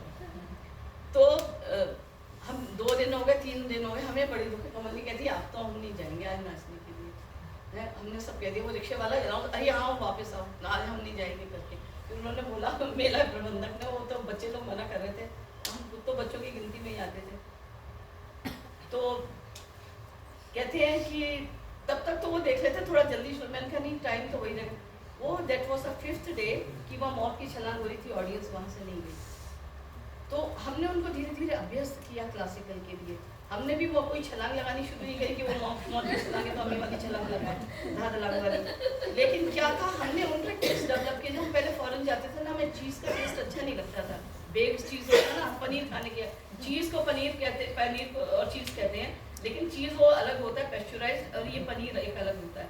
पर धीरे धीरे धीरे धीरे आदत हुई, तो इंडिया में चीज़ सब चीज़ में चलने लगा, फिर हमने कहा चीज़ भी क्या चीज़ है ना। तो क्या होता है ना, आपको टेस्ट डेवलप करना होता है, और जब टेस्ट डेवलप हो जाता है तो उसे अच्छे और बुरे का फर्क वो फिर खुद आके बताएंगे आपने ऐसा किया था, वो जो आई थी उनमें मज़ा नहीं आया, या उन्होंने जो किया था वो आप करके दिखाइए, ऊपर बूढ़े थे ऊपर वो बहुत अच्छा कर गए। तो आप भी सीख रहे हैं, उनको भी सीख रहे हैं, लेकिन उनके साथ साथ आप समझौता नहीं कर रहे हैं, आप उनको सिखा रहे हैं, बना रहे हैं। मैं सिंगर्स की बात कर रही हूँ, एक जगह तो ऑडियंस सारे लंगोटीधारी बैठे थे, शरीर में वो लगाए, मुझे पहले 2-3 बार हंसी आई। हाँ बिल्कुल लंगोटीधारी लोग बैठे थे। कौन सा अखाड़ा था वो था निर्मोही अखाड़ा। निर्मोही, बिल्कुल। लेकिन वो भी और वो भी उखड़ू बैठे हुए, उखड़ू मतलब ऐसे करके जो बैठते हैं ना, सब बैठे, पहले तो मुझे हंसी आई, आसन पर में। क्या बात थी, फिर उनको धीरे धीरे समझ में, क्योंकि हमने भक्ति रस का, हमने उनके सामने गजल और कोई वो चीज़ नहीं रखी जो उनके सामने उनको समझना है। बहुत से हम लोगों ने ऐसा जाप किया, नहीं, जो चीज़ अकॉर्डिंग टू देयर कैरेक्टर आप बनाए, साधु बनाए, उसे शॉर्ट पैंट पहना के चेक की टी-शर्ट में, तो वो साधु नहीं लगे। आहार है भी तो बहुत मायने रखता है ना। तो आप क्या प्रेजेंट कर रहे हैं, किसके लिए कर रहे हैं, to whom to serve and how to serve, That's what you were saying, हाँ, ना? तो कला को कहाँ कैसे रखना है। जैसे मैंने कहा था ना, प्लेट में आप चाय बना के देती तो किसको अच्छा लगेगा, है ना, या रोटी बहुत अच्छी बनाई है और ऐसे फेंक के दीजिए, तो सर्व करने का भी तो तरीका होता है ना। वही आप मोटी और थोड़ी सी भोड़ी भी बना दीजिए, लेकिन तमीज से लीजिए, खाइए, वो भी शर्म के मारे के लाइए मुझे दे दीजिए। तो क्या होता है, art of serving and presentation also keeps a meaning. वो ऐसे ऐसे बहुत से चरण थे जहाँ पे हमने करे, और गुरु जी के साथ हमने हमारे चीज़ में एक बहुत सौभाग्य ये रहा, हमारे गुरु जी भी ब्रह्मचारी थे, हम लोग भी उसी विधा से जोड़ गए। तो हमारे पास कोई ऐसा दायित्व नहीं था कि जिसे गुरु जी किसी और को दें। तो जैसे कहते हैं ना, एक ही अलमारी है तो उसमें ही अपना सारा धन ला के रखना है, तो वो हम उनके लिए वो पात्र थे। तो हम सीखते जाते थे, प्रदर्शन करते जाते थे। पहली बार साउथ में तब कोई भी नहीं जाता था, 26-26 परफॉर्मेंस इकट्ठी, और वो लोग पैसे बहुत कम देते थे, लेकिन सही सुनकार होते थे। सही समय पे बारिश हो रही है, सब लुंगी पहन के छाता लगा के सही समय पे पहुंच गए मंडपों में, और सुनने वाली ऑडियंस। फिर वो कंपेयर करके बताते थे आपका ये था, इसका ये था। फिर मैं बोलती थी अच्छा, तो मुझे भी अच्छा करना चाहिए अगर वो कमली जी को अप्रिशिएट कर रहे हैं तो। So learning process and teaching process and presentation, वो आपको एक सुधारता चला जाता है। हताश वो होता है ऑडियंस बहुत समझदार होती है, जिसमें क्षमता नहीं होती, जिसे जैसे आप कभी मूर्ख मत समझिए, वो बहुत समझदार होती है, वही हमको बनाती है ना। दर्शक श्रोता ही आजकल के जो स्टूडेंट होते हैं ना, ये करना है वो करना है। हमने अपने समय में कोई शादी अटेंड नहीं करी। जाओ, एक 10 रुपए की चीज़ दे रहे हो, आप 40 रुपए की चीज़ दो, व्यक्ति प्रसन्न है, आपकी प्रेजेंस से की जरूरत नहीं। अभी हमें कोई ले या ना दे, वो चाहते हैं हमारी प्रेजेंस हो, तो हम चले जाते हैं। तो चीज़ें अगर आप संसार में 2 चीज़ करेंगे तो काम जरूर चलेगा। स्टडीज आर मस्ट, क्योंकि वो आपको एक दिशा देती है, आपको एक राह में चलाती है। और जब तक किसी से साक्षात्कार नहीं होता है शब्दों का, अक्षर का, तब तक आप उस लाइन में नहीं लगते। हमें उस लाइन में भी लगना है। और कोई दूसरा, अब चाहे संसार के सारे काम कर दीजिए, अगर किसी की सगाई हो रही तो भी जाओ, पिक्चर नहीं लगी है तो भी देखना है, वहाँ ढोल बज रहे हैं वो भी सुनना है, नुमाइश भी देखना है, तो ये काम नहीं होंगे। हमारे आपके मन में वो भाव ही नहीं आएगा। जैसे आप भूख का, खाने का स्वाद क्या है, भूख, अगर आपके भूख नहीं लगी तो कितना भी अच्छा खाना रख दीजिए व्यर्थ है। तो आपके अंदर की वो तृष्णा होनी चाहिए, वो आपके अंदर भूख होनी चाहिए कि मुझे लेना है, मुझे खाना ही, मेरा समय हो गया। वो शरीर आपसे मांगेगा उस समय। पागल मन की प्रीत कहानी हो गई, सुनते सुनते पीर सयानी हो गई, अधर तरसते क्या रहे बात। धरती के वास्ते, प्यास स्वयं ही पानी पानी। वाह क्या बात है, क्या बात है, कमाल है। कितनी देर हो गई? तो मजा आ मैं गया। क्या बोलूं, कला का इससे भी अलग कोई वो है ही नहीं। बच्चों को अच्छा लगेगा कि दोनों से कुछ सूत्र तो सीखे, फिर मंत्र बच्चे सीखे। पूछे ना मेरे से, तभी तो मैं बताऊं। बेटा कुछ पूछना है तो आप लोग पूछ कोई प्रश्न करना हो तो हाँ। आपको थोड़ा सा नृत्य करते हुए देखना लो चाहते हैं। ये प्रश्न के भाव है कि हाँ वो सुन ही रहा है, इसलिए मैं यहाँ बैठी। दीदी मैं एक मतलब 2 प्रश्न हैं मेरे। एक तो आपकी प्रस्तुतियों से जुड़े हुए, आपने देश विदेश में प्रस्तुतियाँ दी हैं, तो जो ऑडियंस होती है, दर्शक, दोनों ही जगह के दर्शकों में आपने कुछ फर्क देखे होंगे, अंतर देखे होंगे? एक है मतलब देश में भी और दो, विदेश हाँ, में भी। देश में भी और विदेश। यहाँ की जो हमारी, जिसे हम लोकल ऑडियंस कह सकते हैं, जो हमारी अपनी ऑडियंस है, आपने यहाँ भी बहुत सारी एक होता है ना, आपने महेश्वरी खरीदनी है हाँ। और आपको पता है वहाँ मिलती है, और यहाँ आई हूँ नहीं खरीदी। वही, तो मैं एक वही होता है बोलने आप वाली उसको हाथ से प्रिंट करके दे दो महेश्वरी है, उसको कहेगा ठीक है नहीं लोड़ी। तो हमारे वहाँ आगे कुछ भेज पे दो। वहाँ पे फॉरेन वगैरह में होता है कि running on a single track, मतलब आप एक ट्रैक पे दौड़ रहे हो। अभी ये नहीं रहा क्योंकि अब तो थोड़े चूजी हो गए। वहाँ पे थोड़ी चूजी हो गई क्योंकि अब वो कला का प्रचार होने लगा है। बाकी पहले क्या होता था, आप कुछ भी सर पर उसके अलावा भी ना वो इतने इंटेलिजेंट होते हैं कि उन्हें पता होता है दिस इज नॉट ट्रेडिशनल। वो ना ट्रेडिशनल चीज़ों को ज़्यादा पसंद करते हैं।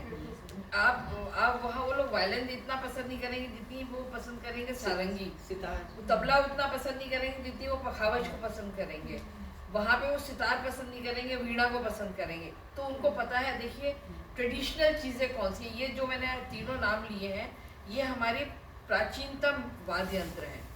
वो वहाँ पे इतने चूजी होते हैं, तो अभी भी वो लोग सीखते हैं। अच्छा, वहाँ के लोग ध्रुपद धमार गाना पसंद करेंगे, ना कि ख्याल और ठुमरी। उनको वो लोग बहुत इंटेलिजेंट है, very good takers and very good corners. लेकिन क्या होता है वहाँ चॉइस नहीं होती है, सब चलता है। उनको इतना अब समझने लगे हैं, नहीं तो उनको ये पता नहीं होता था कि फीलिंग ऑफ कृष्ण क्या है, वो क्यों ये इतना रूठा राठी कर रही है। अगर नहीं मान रहे तो let him go to hell वाली बात है, ऐसी वाली नहीं, और एस्थेटिक भी मीने रखता है। Aesthetics जैसे भी नहीं होता है। आप संस्कृति और सभ्यता की बात कर रहे हैं ना। मैं भारतीय कला केंद्र लंदन में थी। कॉमनवेल्थ, भारतीय कला नहीं, कॉमनवेल्थ का प्रोग्राम था, भारतीय विद्या भवन, भारतीय sorry, विद्या भवन। भारतीय विद्या भवन में थी। तो कृष्णा मूर्ति थे उस समय, आप बैठिए, कृष्णा मूर्ति जी थे। तो उनका पोता था, अभी वो भारतीय विद्या भवन का वो डायरेक्टर है, उस समय 83 की बात बता रही हूँ। तो वो उसको एक जग में फिर से मक्खन ला के डाल के उसको बताते थे कि वो मक्खन कैसे जाते हैं। क्योंकि वहाँ पे अगर किसी को बच्चों ऐसा हुआ भी था, लीजिए मक्खन चोरी अगर उनको बताएंगे तो वो क्या था, मामा why so She is much not going to the store and buy the butter. why she is not going to store and क्योंकि उनकी getting the butter संस्कृति में वो for चीज नहीं है। सभ्यता संस्कृति एक साथ चलती है है ना। नहीं उनकी उसमें। तो उनके उसमें नहीं है, तो वो बोलेंगे कि why she is the hand taking the picture on her forehead, why she don't go to the fridge and take out the bottle and take the water from there। तो उनको वो परिस्थितियाँ नहीं पता है। तो ऐसी जब चीज़ों को आप समझाते हैं या करते हैं, वो धीरे धीरे उसमें इन्वॉल्व होते हैं। तो अब कथक की महानता है। कथक नृत्य में जिसे कहते हैं ना, बड़ी वास्टनेस से बना है, बड़े दिमाग को खोल के बना परंपरा है, से जुड़ा हुआ है, परंपरा से जुड़े होते हुए है। हर समय का, जैसे कहते हैं ना, ये मास्टर कार्ड है तो ये है, ये आपके टैरो कार्ड की तरह सारे कार्ड्स हैं कथक के पास। उसके और अंदर नहीं, सारे युग के हैं। मतलब हमारे प्राचीनतम, आप सतयुग से लेके द्वापर, त्रेता और अब कलयुग तक। कौन सा कार्ड कब खोलना है, अगर वो आपकी सारे हमारे ग्रंथ, अभिव्यक्ति से, ठुमरी से नहीं, तो आपके पास ताल पक्ष इतना स्ट्रांग होता है कि आप उसको करके, और रिदम तो संसार में सब एक सी है। उस 7 स्वर और रिदम से अलग कोई नहीं। हाँ, ताले अलग हो सकती हैं लेकिन रिदम का चलन तो एक ही साथ चलता है ना। वो एकदम पता चल जाता है, जैसे आपकी हृदय की गति में अगर कुछ बीमारी हो तो एकदम आप रिएक्ट होते हो उससे। डॉक्टर को बाद में बताते हैं कि मेरे हार्ट बीट सही नहीं चली, पर पहले तो आपको उसका आवाज़ होता है ना। कोई चल रहा है और चलते चलते लड़खड़ाता है, वो आपको पहले नोटिस में आ जाता है। मैं बोल रही हूँ, अगर इसमें मेरे बोलने और मेरी सोच में और मेरी भाव में एक रूपता नहीं हो तो मैं हकला जाऊंगी। तभी तो क्यों जो हकलाने वाले बच्चे हैं वो गाते क्यों सही तरीके से, दैट्स अ थेरेपी, क्योंकि वो उसका कोऑर्डिनेट करता है कि इस टाइम पीरियड में आपको ये वाला काम करना है, वो उसको कोऑर्डिनेट करके देता है, लय ताल में उसमें वो पिरोके हो जाता है। तो ये जो सब चीज़ें हैं ना, जहाँ आप देखते हैं कि जैसा सभ्यता है, जैसे लोग हैं, उसमें उसको तालमेल करके जो आप प्रेजेंट करते हैं तो उन लोगों को उसका आनंद आता है। दूसरी होता है एक नई चीज़ से आपको साक्षात्कार करवाए, जिसे आप कहते हैं अद्भुत, अद्वितीय, चाहे वो कोई चीज़ हो। वो उसने एक सुंदर सी साड़ी देखी, उसको स्किलफुल कहते हाँ, हैं। वो साड़ी की खूबसूरती को अप्रिशिएट कर सकते हैं, उसके कलर को अप्रिशिएट कर सकते हैं, भले वो साड़ी ना पहने, उसका वो गाउन बना ले अकॉर्डिंग टू। मैं हमेशा ये एग्जांपल देती हूँ कला के लिए। लोग कई बोलते हैं वो तब से चली आ रही है, कला समझने की चीज़ नहीं, it's a thing to be accepted. कोई खूबसूरती के लिए परिभाषा की जरूरत नहीं होती है। सुगंध का आनंद होता है, आपको थोड़ी ना जरूरी पता हो ये केवड़े की खुशबू आ रही है, गुलाब, सुगंध है, हम आनंद ले रहे हैं। दुर्गंध तो हम उसको अपने मन से दुत्कार रहे हैं कि हमें अच्छी नहीं लगी है। तो 24 कैरेट गोल्ड है आपके पास। अब ये आपको देखना है समय के अनुसार। आप कंगन मत बनाइए क्योंकि एक्सेप्टेबल नहीं, इतना मोटा सोना कौन लेगा, कारीगर का ब्रेसलेट चलेगा, उससे भी हल्का चाहिए तो हल्का, बट उसकी सोने की क्वालिटी जो है वो आप डिटोरिएट मत करें। जो उसका art of presentation according to the time करें, ये आर्ट होता है, जरूरी नहीं है। जैसे पहले कितनी मोटी मोटी किताबें चलती थी, अब छोटी छोटी टेबल बुक्स चलने लगी, क्योंकि इतनी बड़ी किताबें कौन जाएगा, कॉफी बुक चल गई। और पहले एक बात और भी तो होती थी, पहले के क्या होते थे पता नहीं आप लोगों ने कैसे सुना होगा कि पहले के कलाकार लोग जो होते थे ना, वो एक दिन का प्रोग्राम नहीं करते थे, 7-7 दिन का लगातार प्रोग्राम करते थे। रात से लेकर सुबह तक तो हमने गुरुजी के साथ बहुत प्रोग्राम करे। हाँ, पटना में बहुत हमने करे। और वो क्या करते थे, वो जैसे अब बैठ गए और उसको कुछ ये नहीं होता था, आराम से खूब खा पी के अच्छी तरीके से बैठे हैं, और जो उन्होंने अपने तबले को ठोकना शुरू किया तो आप उन्हें चाहे कुछ भी करते रहिए, वो चलता रहेगा 2-3 दिन तक। मतलब इतने लोग सुनने और करने के धती होते थे। अब क्या होता है, अब वो जो टाइम पीरियड, ऑडियंस का पैसेज ऑफ टाइम में क्या हुआ, और सुनने आते थे 1 घंटे हो गया। पहले कलाकार रहते थे, बैठते थे और गाना बजाना नहीं, वो कोई नकल करने का माध्यम नहीं होता था ना। तभी तो जयपुर वाले, लखनऊ वाले कह के इसलिए वो वहाँ से आते थे, और तभी उनका काम वो देख रहे हैं, उनका काम वो देख रहे हैं, दोनों मिलकर।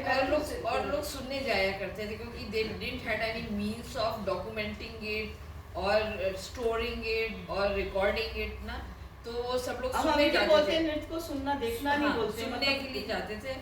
कि अच्छा ओमकार नाथ जी आए हैं, तो उस टाइम पे ना माइक होता था, ना लाइट होती थी, कुछ नहीं होता था, एक लालटेन दिया जो भी जला लिया और बिना माइक के वो गाना गाते थे। तो सब ये उनकी साधना देखने आते थे, भीड़ आती थी। अब क्या होता है, अब सोचते हैं कौन जाए, ऑनलाइन देख लेंगे, फेसबुक पे देख लेंगे, यूट्यूब पे देख लेंगे, टाइम घटता चला गया। अभी तो 15 मिनट, 5 मिनट, 3 मिनट, अभी देखिए 15-20 मिनट होने लगा। अभी हम लोगों को वियतनाम भेजा, उन्होंने कहा था इतने सारे देश के लोग आ रहे हैं, you have to present 1 item. हमने हमारा मैक्सिमम टाइम था 6 मिनट। हाँ, 6 मिनट्स का हमारा मैक्सिमम टाइम, और हमने 6 मिनट में गीता उपदेश किया। अब आप देखिए, गीता उपदेश 6 मिनट में करना कितनी छोटी कैप्सूल होगी। मतलब इस तरीके की डिमांड होने लगी है। तो क्या है, धैर्य कम हो गया, समय की सीमा बंध गई, तो बहुत सारी ऐसी बातें हो गई जो हमारे कला के परिप्रेक्ष्य में वो सुकड़ती चली गई। विस्तार के बजाय वो सुकड़नापन आता चला गया। लेकिन क्या हो गया, एक और अच्छी बात है, भी चला गया। अब वो गुरु के पास जाके सीखे तो उन्होंने कहीं से एक छोटी सी क्लिपिंग उठा दी, कहीं का म्यूजिक चुरा लिया, और ये नहीं पता है किसके लिए, किस में फिट होना है, बस वो हो गया। और अच्छा, अब तो 3 मिनट का जो फिल्मी गाना है वो भी लोग ये ना पेशेंस नहीं है, उसमें भी कटिंग और बडिंग करते हैं। मतलब 3 मिनट के गाने में भी 4, मैंने किसी रियलिटी शो में हम लोगों को जज बनाते हैं, मेरा तो दिमाग खराब हो जाता है। कहाँ भैरवी, कहाँ कलावती, कहाँ शिवरंजनी और कहाँ यमन राग, सबको जोड़ दिया। और ये भी नहीं देखा किसके बाद क्या करना है। और वो कह रही है आपने हमारे बच्चे को नहीं लिया, वो वहाँ रो रहा है। मैंने कहा वाई, इसमें रो क्यों रहे हो? इतने रोने वाले क्लासिकल गुरु सानिध्य के बच्चे कभी रोते नहीं है, और रोते हैं तो वो कभी नहीं सीख सकते। तो कला को एक गिमिक बना दिया, जादू करने वाले होते हैं वो रोते हैं। जेब कतरे रोते हैं, जो बेसी सेठ को रोते देखा है, उसके पास तो धन अपार है। वो जो दूसरों को रोता है ना, पकड़ा ना जाए, उसके वो लोग रोते हैं। तो ये जेब कतरापन लचीलापन अभी इसमें भी आ गया, नृत्यवाद संगीत पायरेसी ये सब होने लगा, जबकि क्लासिकल शास्त्रीय नृत्य संगीत में ये सब नहीं होता था।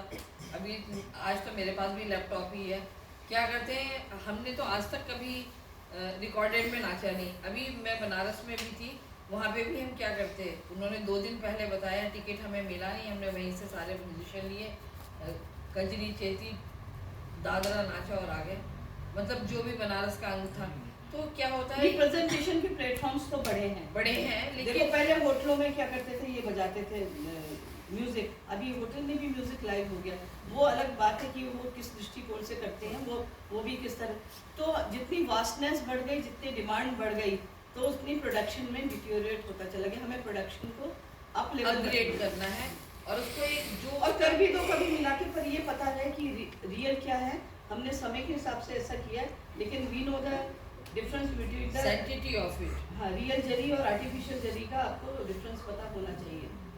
जबकि वो पानी में आप उतर जाएंगे पहन के तो वो काली नहीं पड़ेगी, और यहाँ हवा लग के भी जरी काली पड़ जाएगी। लेकिन we should know the difference of that real things and that. और चमत्कार मैं आपको बताऊं, ये मेरा अनुभव है, कभी भी जो शब्द आपके मुंह से निकला है, जिसके लिए कह रहे हैं प्रशंसनीय या निंदनीय, उसका फल तय है। वैसे ही आपका करा हुआ जो कर्म है वो आपको जरूर रिप्लाई देता है। कभी ऐसा नहीं होता कि आपकी साधना व्यर्थ हो जाए। और एक समय जरूर आता है, क्योंकि वक्त और कर्म का ना ऐसा चलता है, और जब वो कॉन्साइड हो जाता है तो then you get it. But अगर आप कर्म ही ना वो एक चल रहा है, वो कभी कॉन्साइड नहीं होगा और आपको कभी मिले। ये मेरा इसलिए एक्सपीरियंस है। 83 में जब हम फर्स्ट टाइम यूरोप टूर पे गए थे, 15 दिन की मुफ्ता कॉन्फ्रेंस थी, और उसमें 28 कंट्रीज आई हुई थी। इसमें और भी ज़्यादा थी, 50 के करीब कंट्रीज थी, और स्पेन में पहला था। और हमें इतना आनंद आया क्योंकि हम प्रोफेशनल प्रोग्राम के लिए तभी गए थे। और ईश्वर की देखिए कृपा क्या होती है, जब वो देता है तो आपको समझ में नहीं आएगा कहाँ से देता, उसका एहसास होगा आपको। विदिन 10 days पासपोर्ट भी बन गया। हमारे पास प्रोफेशनल पासपोर्ट नहीं था, कभी पापा के साथ गए होंगे तो गए होंगे, मुझे ध्यान नहीं। और लाइव म्यूजिशियन के साथ, वो डबल डेकर वाला जो 747 होता वो वाला हवाई जहाज खूब चमक रहा था। हम बैठे और लग रहा था जैसे पता नहीं किस लोग की यात्रा कर रहे हैं। और जब हम पेरिस से होते हुए स्पेन गए, जो फर्स्ट परफॉर्मेंस बहुत बड़ा स्टेडियम था, कम से कम 1-2 मील में स्टेडियम था, सब कंट्री के लोग थे, सबका खाना था, और उनका ऐसे लोग इकट्ठे होते थे, डांस होता था। हम लोग खाना देखे थे, उसमें नॉन वेज बोलता, हमारे मतलब का कुछ नहीं मिला था। तो वो था ना समुद्र में रह के प्यासे रहे वाली बात नहीं है। हम देखते थे कुछ चीज़ मिल जाए, हाँ 1-2 अनार दिखे तो खा लिया।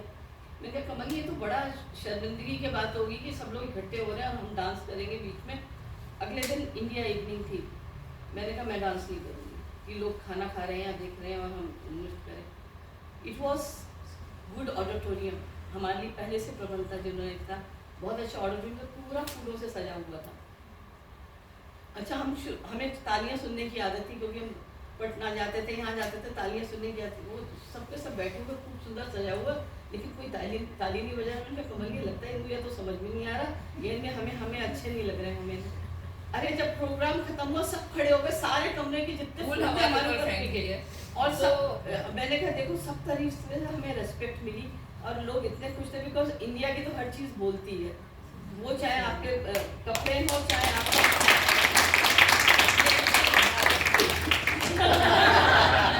Good good good good good Bharat की हर चीज़ बोलती है। और हम भी बहुत अच्छे लगते थे, यंग थे ना, बिल्कुल भाग भाग के कहीं पे भी चले जाए। तो उसके बाद जब हम पेरिस आए, तो उसके बाद पेरिस में हमारी शायद 10-15 परफॉर्मेंस और थी। मैं वापस इंडिया ही आनी तब तो हमने गुरुजी से कहा, गुरुजी हम ना अभी वापस नहीं आना चाहते। हमारे म्यूजिशियन थे अख्तर, असगर, लाइव म्यूजिशियन लगे थे हम उस समय में, और ना समझ, बहुत ना समझ। तो गुरुजी क्या तो बस कमाल ही था उनका, अगर वो कहते हैं होगा करके। तो वहाँ पे परफॉर्मेंस करते थे, वो हरे कृष्णा टेम्पल था, वहाँ पे हल्दी देते थे, क्योंकि हमें प्योर वेजिटेरियन खाना मिलता था। तो वहाँ जो डोनेशन आता था, हमारी शक्ल देख के हम सारा मंदिर को देते थे कि प्रभु कृपा देखिए। तो शुद्ध भोजन मिल जाता था। फिर हमारे धीरे फैंस बनते चले गए। हमें पैसे का लालच नहीं था, क्योंकि हमें वहाँ की करेंसी लगती थी बेकार हमें तो इंडियन नोट पसंद, वैल्यू नहीं लगती थी हमें। एक दिन मेरा वॉलन असगर था, वो खड़ा होता, मैंने कहा असगर तुम ये वायलिन बजा रहा है, तुम बजा के जरा दिखाओ क्या। तो वो वायलिन बजाने लगा, सब लोगों ने इतने सारे लाके हमारे पास पेरिस में पैसे डाली। मैंने कहा असगर ये तो बहुत मजेदार बात होगी, इतने सारे हमें नहीं पता था, उनकी भिखारी वाला अच्छा खैर मेरिडियन में, तब इंडिया में मेरिडियन नहीं तो सामने ईफल टावर थी, ऐसे मेकअप में चले जाते थे, सब बड़े खुश होते थे देख के ब्यूटीफुल गर्ल्स कमिंग। तो क्या हुआ, गुरुजी ने कहा तब हमारे यहाँ पे खुर्शीद आलम खान साहब टूरिज्म और सिविल एविएशन एक था, हमने उनको लिखा, उन्होंने हमें पैसे दे दिए, हम लंदन गए। 1 महीने बाद हमें परफॉर्मेंस के लिए उन्होंने भारतीय विद्या भवन का कहा। बस उस 1 महीने में हमारी ऐसी किस्मत बदली कि हम फिर फैंस के हाथ में 185 performance all over the Europe करके आए। ईश्वर कृपा है, मैं सच्ची कह रही हूँ। कोई गवर्नमेंट कोई हमारा ऑर्गेनाइजर नहीं था, कोई क्या बोलते मैनेजर नहीं था वो, और कसम से बता रही हूँ आज मैं इस बाबा की जगह पे बैठ के, मेरा कोई सेक्रेटरी नहीं है और एक दिन भी खाली नहीं रहती। और एक दिन भी ऐसा समय नहीं आया पूरी बिल्डिंग बनाने के बावजूद भी मैं किसी से कह दूं कि मुझे 200 रुपये भी चाहिए। बल्कि जब लिफ्ट लगा रही थी तो किसी ने कहा आप 100 की निकाल दी थी, मैं पैसे दे तो गुरुजी बोले क्या कि लिफ्ट लगाने के लिए तुम क्या छपवाओगी, ईश्वर दे देगा। जहाँ से आपको जरूरत, वो जैसे कहते हैं ना एक साले सब सदे, और आप खाली हाथ जाइए, अपने घर के पुस्तकालय को ले जाइए, यहाँ के भाव को ले जाइए और भरे हाथ आइए सम्मान के साथ। ये जीवन बहुत अच्छा है। आप कितनी सेक्रेटरी रख लेते हैं, आपको बार बार लैपटॉप में अपने डेस्कटॉप में जाके देखना पड़ता है कहीं आपके डेस्क में बैठा हुआ अपना काम तो नहीं कर रहा है, कहीं आपके कॉन्टेक्ट उससे तो नहीं चुरा लिए, कहीं दूसरे से, हमें कुछ नहीं देखना पड़ता, हम अपनी निरंतरता में रहते हैं। एक अगर कैंसिल होता है तो दूसरा बन जाता है, दूसरा होता है तो तीसरा बन जाता है, वो सब चले जाते हैं तो एक बहुत अच्छा सा ऑफर आता है। हमें लगता है प्रभु इसलिए तुमने हटाया था। कभी कभी डर लगने लगता है जब उसने हमें संसार में भेजा सही जगह पे, जब हम खाली हाथ आए थे, उसने हमको कितने सुचारू रूप से, आपको सब शक्ल देने के बाद अगर कुछ थोड़ी सी यहाँ हो जाती तो आपके अंदर महंगापन आ जाता है। जब उसने इतना सोच के हमें सुचारू रूप से भेजा तो एक कर्म दिया, उसको हम सुचारू रूप से क्यों ना करें। तो वो भी तो देखेगा हमने उसके कर्तव्य को कितना निभाया। अभी तक 4 फुल स्टॉप लगा दिए हैं INDINA, और उसके बाद विजया कह रही है कि बोलो। अब मैं क्या बोलूँ बताओ भाई साहब, कुछ रोशनी आप डाली नहीं। मैंने विजया तुम्हें हर जगह में बैठ जाती हाँ नहीं तुम क्यों चुपचाप बैठी हो, तुम अपनी दुर्गा जी जिज्ञासा बोलो दीदी बोलो। कुछ कहा सुनी मुझे। यास्मीन बोलो। आप लोगों से जो मैंने आज सुना, आप लोग के इतने गोल्डन वर्ड्स और आप लोगों के अनुभव, मतलब उसके सामने मैं क्या बोलूँ। मैं इतना ही बोलूँगी कि हम लोग बहुत छोटे थे तो आपको फॉलो करते थे, क्योंकि आप लोग बहुत ही बचपन से आप लोगों की प्रस्तुतियाँ चलती थी और हम लोग उनको देखते थे और आप लोग हम लोग की इंस्पिरेशन होते थे। दोनों दीदी लोग हम लोगों की इंस्पिरेशन थी और उन्हीं लोगों को हम लोगों ने फॉलो किया। दीदी आप ही लोग को हमने फॉलो किया, तो अब आपके सामने क्या बोलूँ, बस आप ही को फॉलो कर रहे हैं। और आप नहीं, हमारे कहने में नलिनी जी की इतनी बड़ी बात में सब सत्य था ना। सब सच है। दीदी ने बहुत बड़ी बड़ी बातें करी, बहुत बड़ी बड़ी बातें, मतलब जो एक आत्मा की बातें, कला के अंदर छुपी हुई जो आत्मा है उसकी बातें की। हम लोग तो अभी सिर्फ उसके हाथ पैर को ही साध रहे हैं, आत्मा तक तो पहुंच ही नहीं पाए। आपने जो बातें की, आज मैंने वो रियलाइज़ किया कि हम उस कला के हाथ पैर अंग को ही साध रहे हैं, बहुत ऊपर है। आपने जो बातें की वो बहुत गहरी थी, उसके अंदर की आत्मा की बातें की, जो कला के अंदर की आत्मा है। तो दीदी आज आप लोग का मार्गदर्शन हम लोग को हमेशा सदैव याद रहेगा। ईश्वर आपकी सोच को बनाए।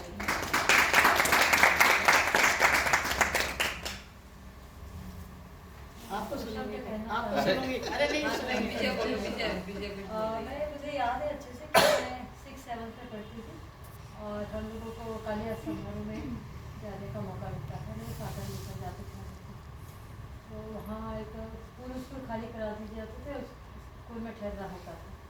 और तब मैंने आप लोगों को देखा है और आपके गुरुजी से भी मेरे अच्छे संबंध रहे हैं और ऊपर मेरे को 40 साल का हुए हैं और आपसे जो परिचय है डायरेक्ट इनडायरेक्ट शुरू में। मैंने देखा कि बहुत जब नृत्य और अध्यात्म जो एक साथ होते हैं उसकी जो पराकाष्ठा है वो मैं आपने देखी। इतना आसान नहीं है, बहुत सारी चीज़ें आपने बोली, हो सकता है बच्चों को भी उतना कुछ समझ आया कुछ नहीं आया, पर जो हम अनुभव और मतलब जो प्रदर्शित करते हैं उसको बोलना बहुत कठिन होता है। बिल्कुल सही हम जो प्रदर्शित करते हैं वो ज़्यादा इजी होता है, लेकिन उसको व्यक्त करना बहुत कठिन है। और विकास जी उस बात को समझ रहे होंगे कि भाषा में उस बात को कहना मतलब इतनी गहराई से कहना, सही कह रही वो बहुत कठिन है। और मैं तो चाहती हूँ कि इस तरह के आपके लेक्चर्स और भी जगह होने चाहिए। क्यों मतलब मैं बोलनी है मेरे इसमें बच्चे जैसे ये यहाँ है, हम कहीं जा के उस तरह से अगली बार जब भी ऐसा होगा तो हम 2 4 5 जगह और ऐसा करेंगे, क्योंकि उससे ना आने वाले जो बच्चे हैं हमको क्या करना है। मुझे बहुत चिंता इस बात की कि कहीं ऐसा ना, जैसे अपने विदेशियों की संस्कृति की बात की, तो मुझे बार बार ये बात खाती है कि कहीं ऐसा ना हो कि किसी दिन हमको वहाँ अमेरिका जाके किसी से सीखना पड़े अपनी कला। बिल्कुल सही बात। और हमारी वो संस्कृति नहीं है ना, तो ये मुझे लगता है, मेरे व्यक्तिगत हो सकता है, सही है। लेकिन मुझे हमको क्या करना है, तो हमको वेस्टर्न के समकक्ष अपने भारतीय संस्कृति के लिए एक बहुत बड़ा प्लेटफॉर्म या एक बहुत बड़ा एक झुंड तैयार करना है कि जो अपने आप ही इसको करते, जैसे आपने वहाँ बताया उसके आपने ललित कुर्ची किस्सा जो आपने बताया, तो मुझे तो बहुत अच्छा लगा। आपने मैंने एक फ़ोन पे दीदी को कहा, दीदी ने सहजता स्वीकार किया। ऐसे कलाकार बिल रही होते हैं, यास्मीन जी भी जानती होगी और हमारी रश्मि भी बहुत अच्छी जानती है। रश्मि जी उर्मी राजीव नागर जी की शिष्या है, रश्मि पांडे जी। तो मेरा मतलब कहना ये है कि हम लोग आप लोग से सीख रहे हैं, उस सही रास्ते पर चल रहे हैं, ये भी बहुत ज़रूरी होता है। भटकना हो गया तो गया काम से, लेकिन आपने जो एक रास्ता बनाया है बहुत जरूरी कलाकारों ने बनाया है और आपने स्वीकार किया था।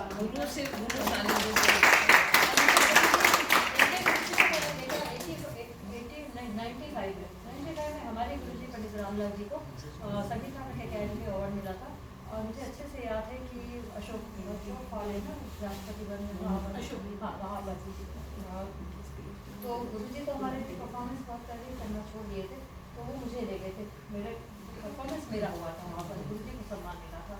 और उन्होंने मुझे क्यों चुना वो सभी मैं नहीं जानती, मैं तो इन सब चीज़ों पढ़ती नहीं हूँ। लेकिन आपके गुरुजी का मन इतना बड़ा, देखिए जितेंद्र महाराज जी है ना, कि उन्होंने हमारे गुरुजी को हम सबको घर पर बुलाया और द्वारका उसमें रहते थे वहाँ पर, तो उसमें बुलाया और हमारे गुरुजी एक कलाकार दूसरे कलाकार का सम्मान कर रहा है। वो इतना भव्य मतलब अपने घर पे ही उन्होंने इतना भव्य सम्मान किया था कि ये तो जो बोल रही है उससे मतलब इनके गुरुजी जो थे वो मतलब 1000 गुना ऊपर थे। ये मैं कहना चाह रही हूँ। वो चीज़ आप लोगों में आई है और वो आगे की जनरेशन में आ गया, तो शायद हम लोगों का जीवन या हमारे गुरुओं का जीवन सार्थक होगा। और आपने जो कुछ भी कहा, एक एक वाक्य ब्रह्मा की तरह सत्य है। इतना ही बहुत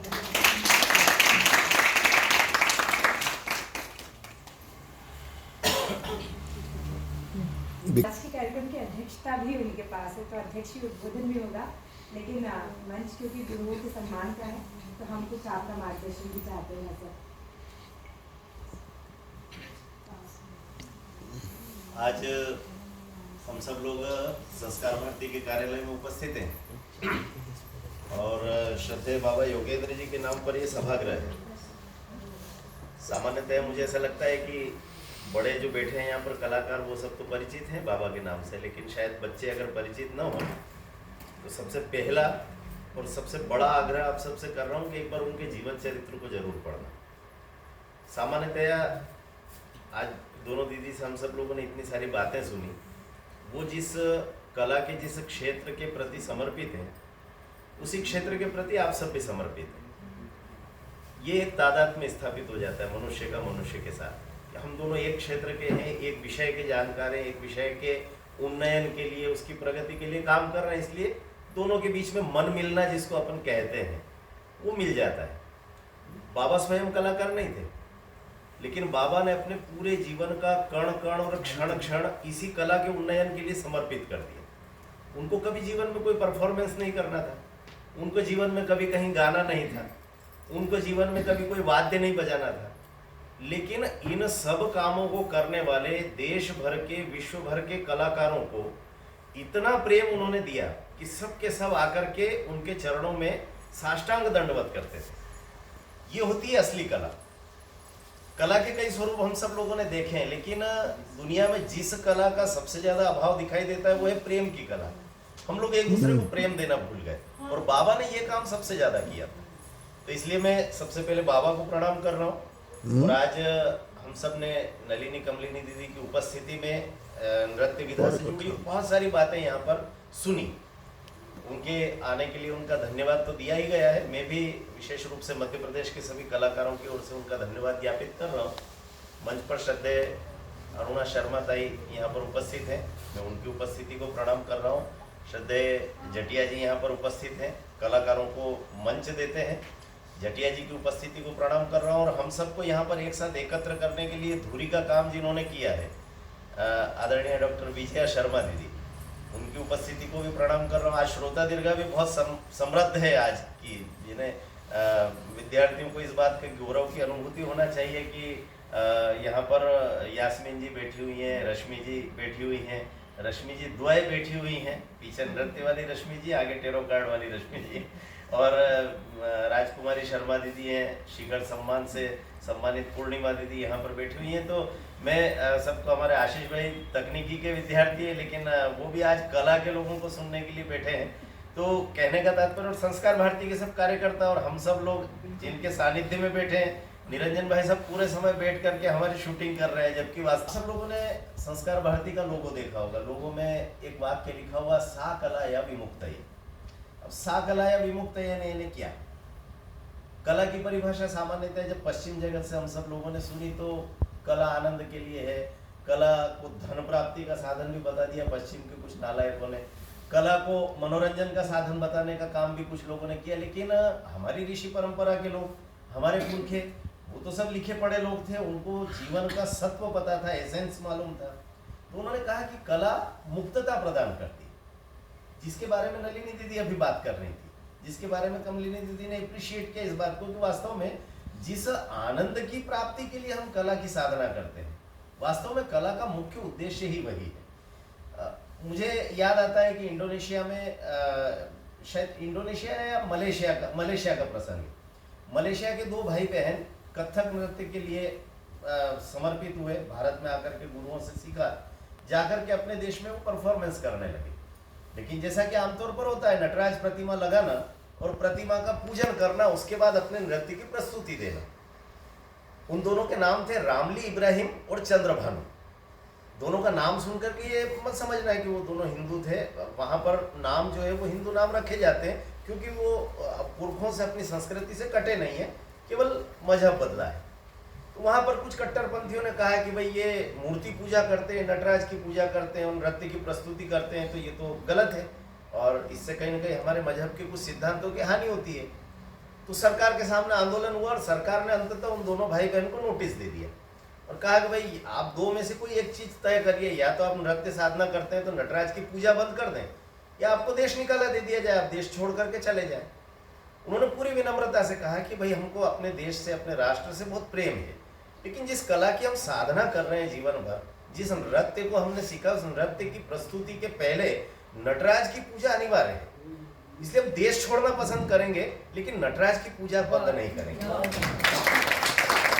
ये होता है वास्तव में कला के प्रति समर्पण। और ये कला का ये जो समर्पण है ना, कला का ये समर्पण उसकी क्वालिटी के कारण से आता है, गुणवत्ता के कारण से आता है। मुझे याद आता है कि मुसोलिनी एक बहुत बड़ा खलनायक हुआ है अपने इतिहास का, विश्व इतिहास का, और दुनिया भर में जितना आतताई लोगों को हम याद करते हैं, हिटलर को याद करते हैं, मुसोलिनी उसी श्रेणी का था। हजारों लोगों को मृत्युदंड दिया, गैस चेंबर में बंद कर करके मार दिया, और इन सब कारणों से इतना अवसादग्रस्त हुआ कि उसकी रातों की नींद हराम हो गई। एक क्षण को भी वो सो नहीं पाता था। अब सो नहीं पाता था तो क्या करना, तो अभी एक नाम दीदी ने लिया था, ओंकारनाथ जी का। पंडित ओंकारनाथ ठाकुर जब वहां गए तो वहां के कुछ लोगों ने कहा कि ओंकारनाथ जी आप तुम्हारा इलाज कर सकते हैं। उसको आश्चर्य लगा, ये गाने वाला व्यक्ति, ये संगीत के जानकार हैं, ये मेरा क्या इलाज करेंगे, ये कोई डॉक्टर थोड़ी है क्या। लेकिन फिर लगा कि अब बीमारी असह्य हो गई है, पागल हो सकता हूँ, मृत्यु को प्राप्त हो जाऊंगा, आत्महत्या कर लूंगा। कुछ तो करना चाहिए। तो ओंकार नाथ जी को बुलाया और उन्होंने राग पूरिया गा करके कुछ ही मिनट में मुसोलिनी को गहरी नींद में सुला दिया। तो ये जो प्रभाव होता है कला का, वास्तव में ये प्रभाव अत्यधिक साधना के बाद मिलता है। अभी दीदी जिस इंटरव्यू का उल्लेख कर रही थी, मैं दरअसल गुरुकुल में पहुंचा था, दिल्ली एक कार्यक्रम के लिए गया था केंद्र की साहित्य अकादमी की, और संयोग से दोनों दीदी से वहां पर भेंट हुई। और हमारे मध्यस्थ एक इतने बढ़िया जीवट वाले व्यक्ति थे कि उन्होंने अंततः मुझे कार में बैठाया और गुरुकुल तक ले गए। वहां पर हम लोग केवल 4 ही लोग थे, और निर्मल जी मोबाइल का अच्छा बढ़िया उपयोग करना जानते हैं, जैसे भाई साहब कर रहे हैं इस समय। उन्होंने अनायास अचानक कह दिया कि एक साहित्य का व्यक्ति, 2 कला के व्यक्ति, ऐसा किया जाए कि आज एक अच्छा सा साक्षात्कार हो जाए, और मैं अपने YouTube चैनल पर उसको डालना चाहता हूँ। तो दिल्ली में हमने बैठ करके, पता नहीं रेंडमली जो बातचीत हमारे दिमाग में आई, अचानक हमको जो सूझा, मुझे जो प्रश्न सूझे, आखिरकार वृत्ति से तो पत्रकार ही हूँ और साहित्यकार भी हूँ, तो मैंने कुछ प्रश्न किए, दोनों दीदी ने कुछ उत्तर दिए। लेकिन इतना सुंदर वातावरण था। आप YouTube पर कभी उस साक्षात्कार को देखेंगे तो जैसा आज पारिवारिक वातावरण में हम लोगों ने कुछ गुरु शिष्य परंपरा की तरह बैठ करके सीखा, ठीक उस दिन उसी तरह का वो साक्षात्कार था। तो तब से मुझे लग रहा था कि दोनों दीदी जब भी यहाँ पर आएंगी तो उनका सानिध्य मिलेगा, और आज तो मुझे कायदे से श्रोता दीर्घा में बैठ करके इनको सुनना चाहिए था। लेकिन विजया दीदी और राजकुमारी दीदी तो हम लोग साप्ताहिक यात्रा के साथ ही होते हैं, इंदौर से भोपाल के बीच में हर सप्ताह में। तो इन्होंने पहले से ही कमिटमेंट ले लिया था कि नहीं, आपको कार्यक्रम में रहना है। लेकिन एक बात जरूर कहना चाहूँगा कि आज भले ही हम सब लोगों ने कला पर केंद्रित एक व्याख्यान सुना है दोनों दीदी का, मैं इसको एक व्याख्यान कह रहा हूँ, है ना, ये 2 व्याख्यान नहीं थे, ये दोनों 2 देह और एक आत्मा है। दरअसल इनको नलिनी कमलिनी ऐसा ही नहीं कहा जाता है। तो दोनों आदरणीय दीदी ने जो व्याख्यान दिया है आज हमको, उस व्याख्यान में ज्यादा पक्ष साहित्य का है। आप सबको ध्यान में आता होगा दीदी कितना धड़ाधड़ अपनी स्मृति से कितनी कविताओं की पंक्तियां बोलती है। उसका मूल कारण यह है कि इन्होंने साहित्य और कला को अलग अलग नहीं रखा। दरअसल हमारी जो कला है ये साहित्य के साथ सह संबंध बनाते हुए चलती है। इसको हमको स्वीकारना चाहिए कि साहित्य के बगैर कला अधूरी है और कला के बगैर साहित्य अधूरा है। हमारी विजय दीदी भी कई बार आप देखते होंगे कि अटल बिहारी वाजपेयी जी की कविताओं पर प्रस्तुतियां करती है, निराला की शक्ति पूजा पर हमारे ये कलाकार प्रस्तुति देते हैं। तो ये दोनों का अंतर संबंध है। तो साहित्य के महत्व को दरअसल हम सब लोगों को स्वीकारना चाहिए। आपको 2 छोटे छोटे उदाहरण देता हूँ हमारे दैनंदिन जीवन से, है ना।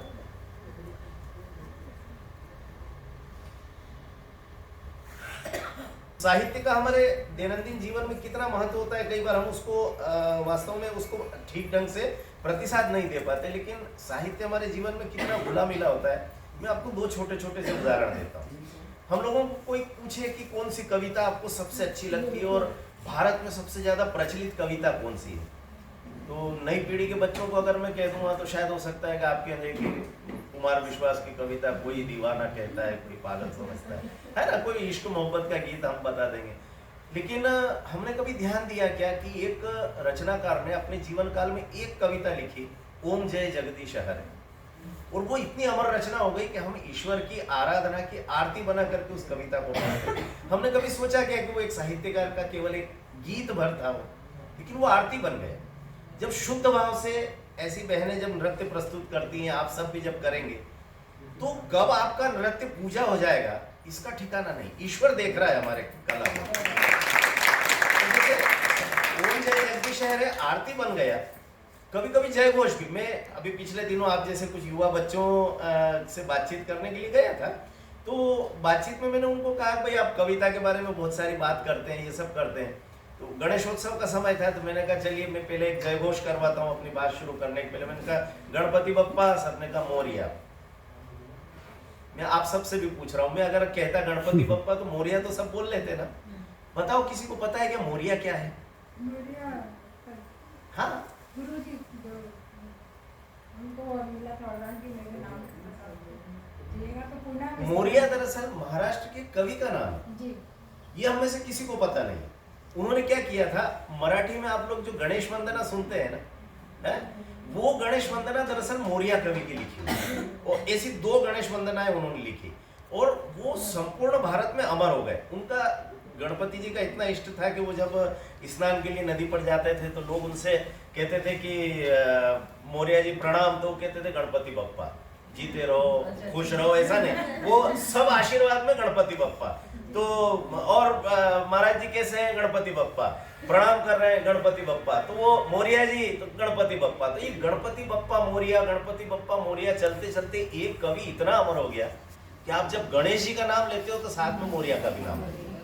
मैं आपको एक शुभकामनाएं देना चाहता हूँ, साहित्य क्षेत्र की ओर से सब कलाकारों को शुभकामनाएं देना चाहता हूँ कि ईश्वर करे कि एक दिन ऐसा आए कि कोई नटराज को स्मरण करे और नलिनी कमलिनी दीदी का नाम आए, कोई नटराज को स्मरण करे और विजया दीदी का नाम आए उनके मुख में। तो ये कला कैसे ईश्वरीय तत्व के साथ आत्मसात हो जाती है, इस बात को। और एक और बात मैं जरूर कहना चाहूंगा, बार बार दीदी के वक्तव्य में एक बात आई थी कि आनंद की प्राप्ति दरअसल कला का मूल सत्व होता है, एसेंस होता है।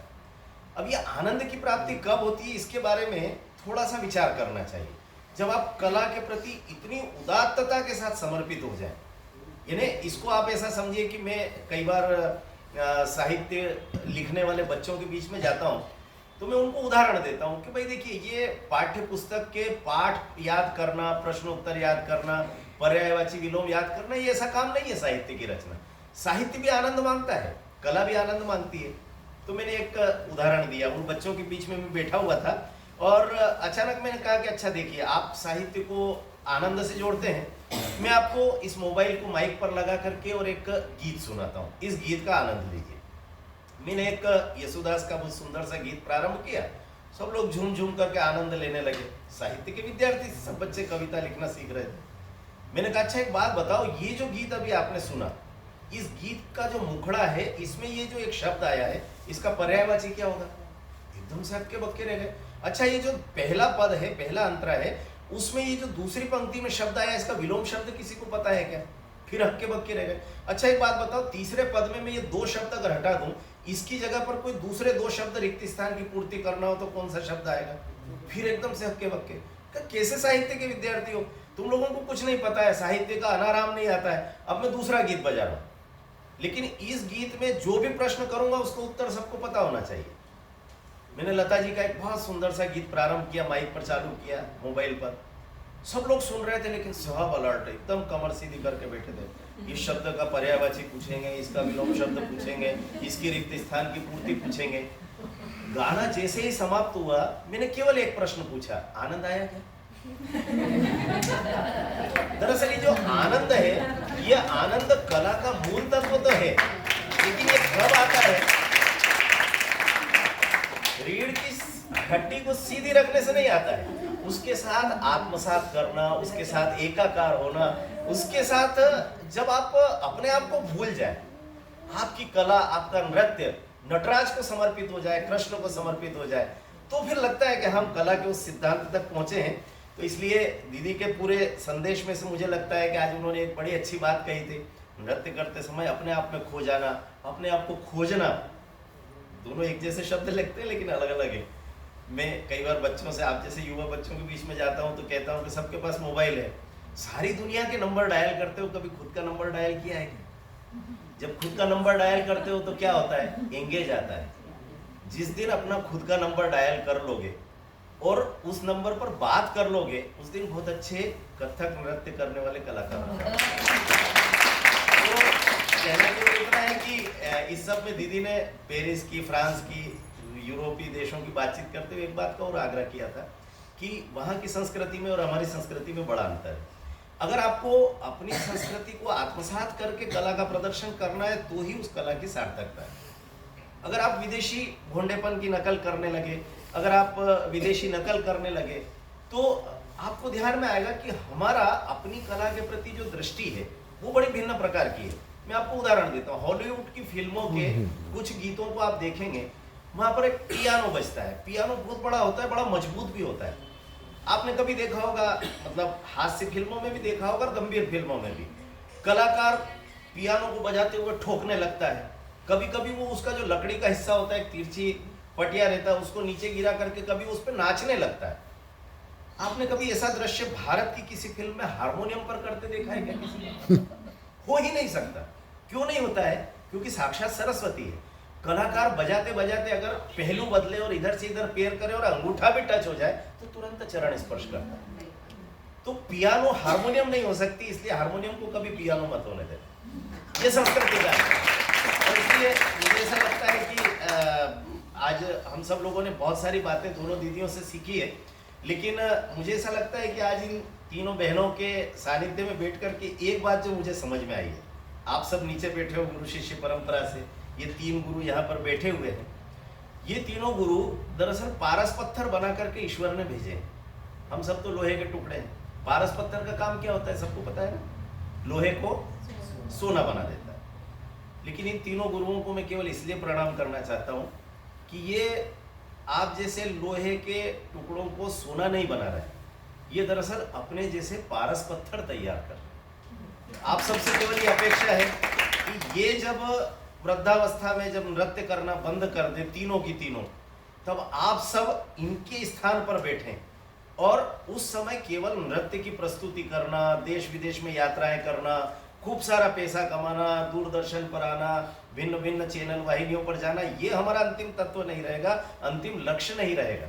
इनकी तरह आपके जैसे शिष्य तैयार करते हुए नई पीढ़ी अब इस नृत्य के लिए अगर हम तैयार कर सके तो ही इन पारस पत्थर का, आप सबको पारस पत्थर बनाना सार्थक होगा। आज के लिए केवल इतना ही। बहुत बहुत धन्यवाद।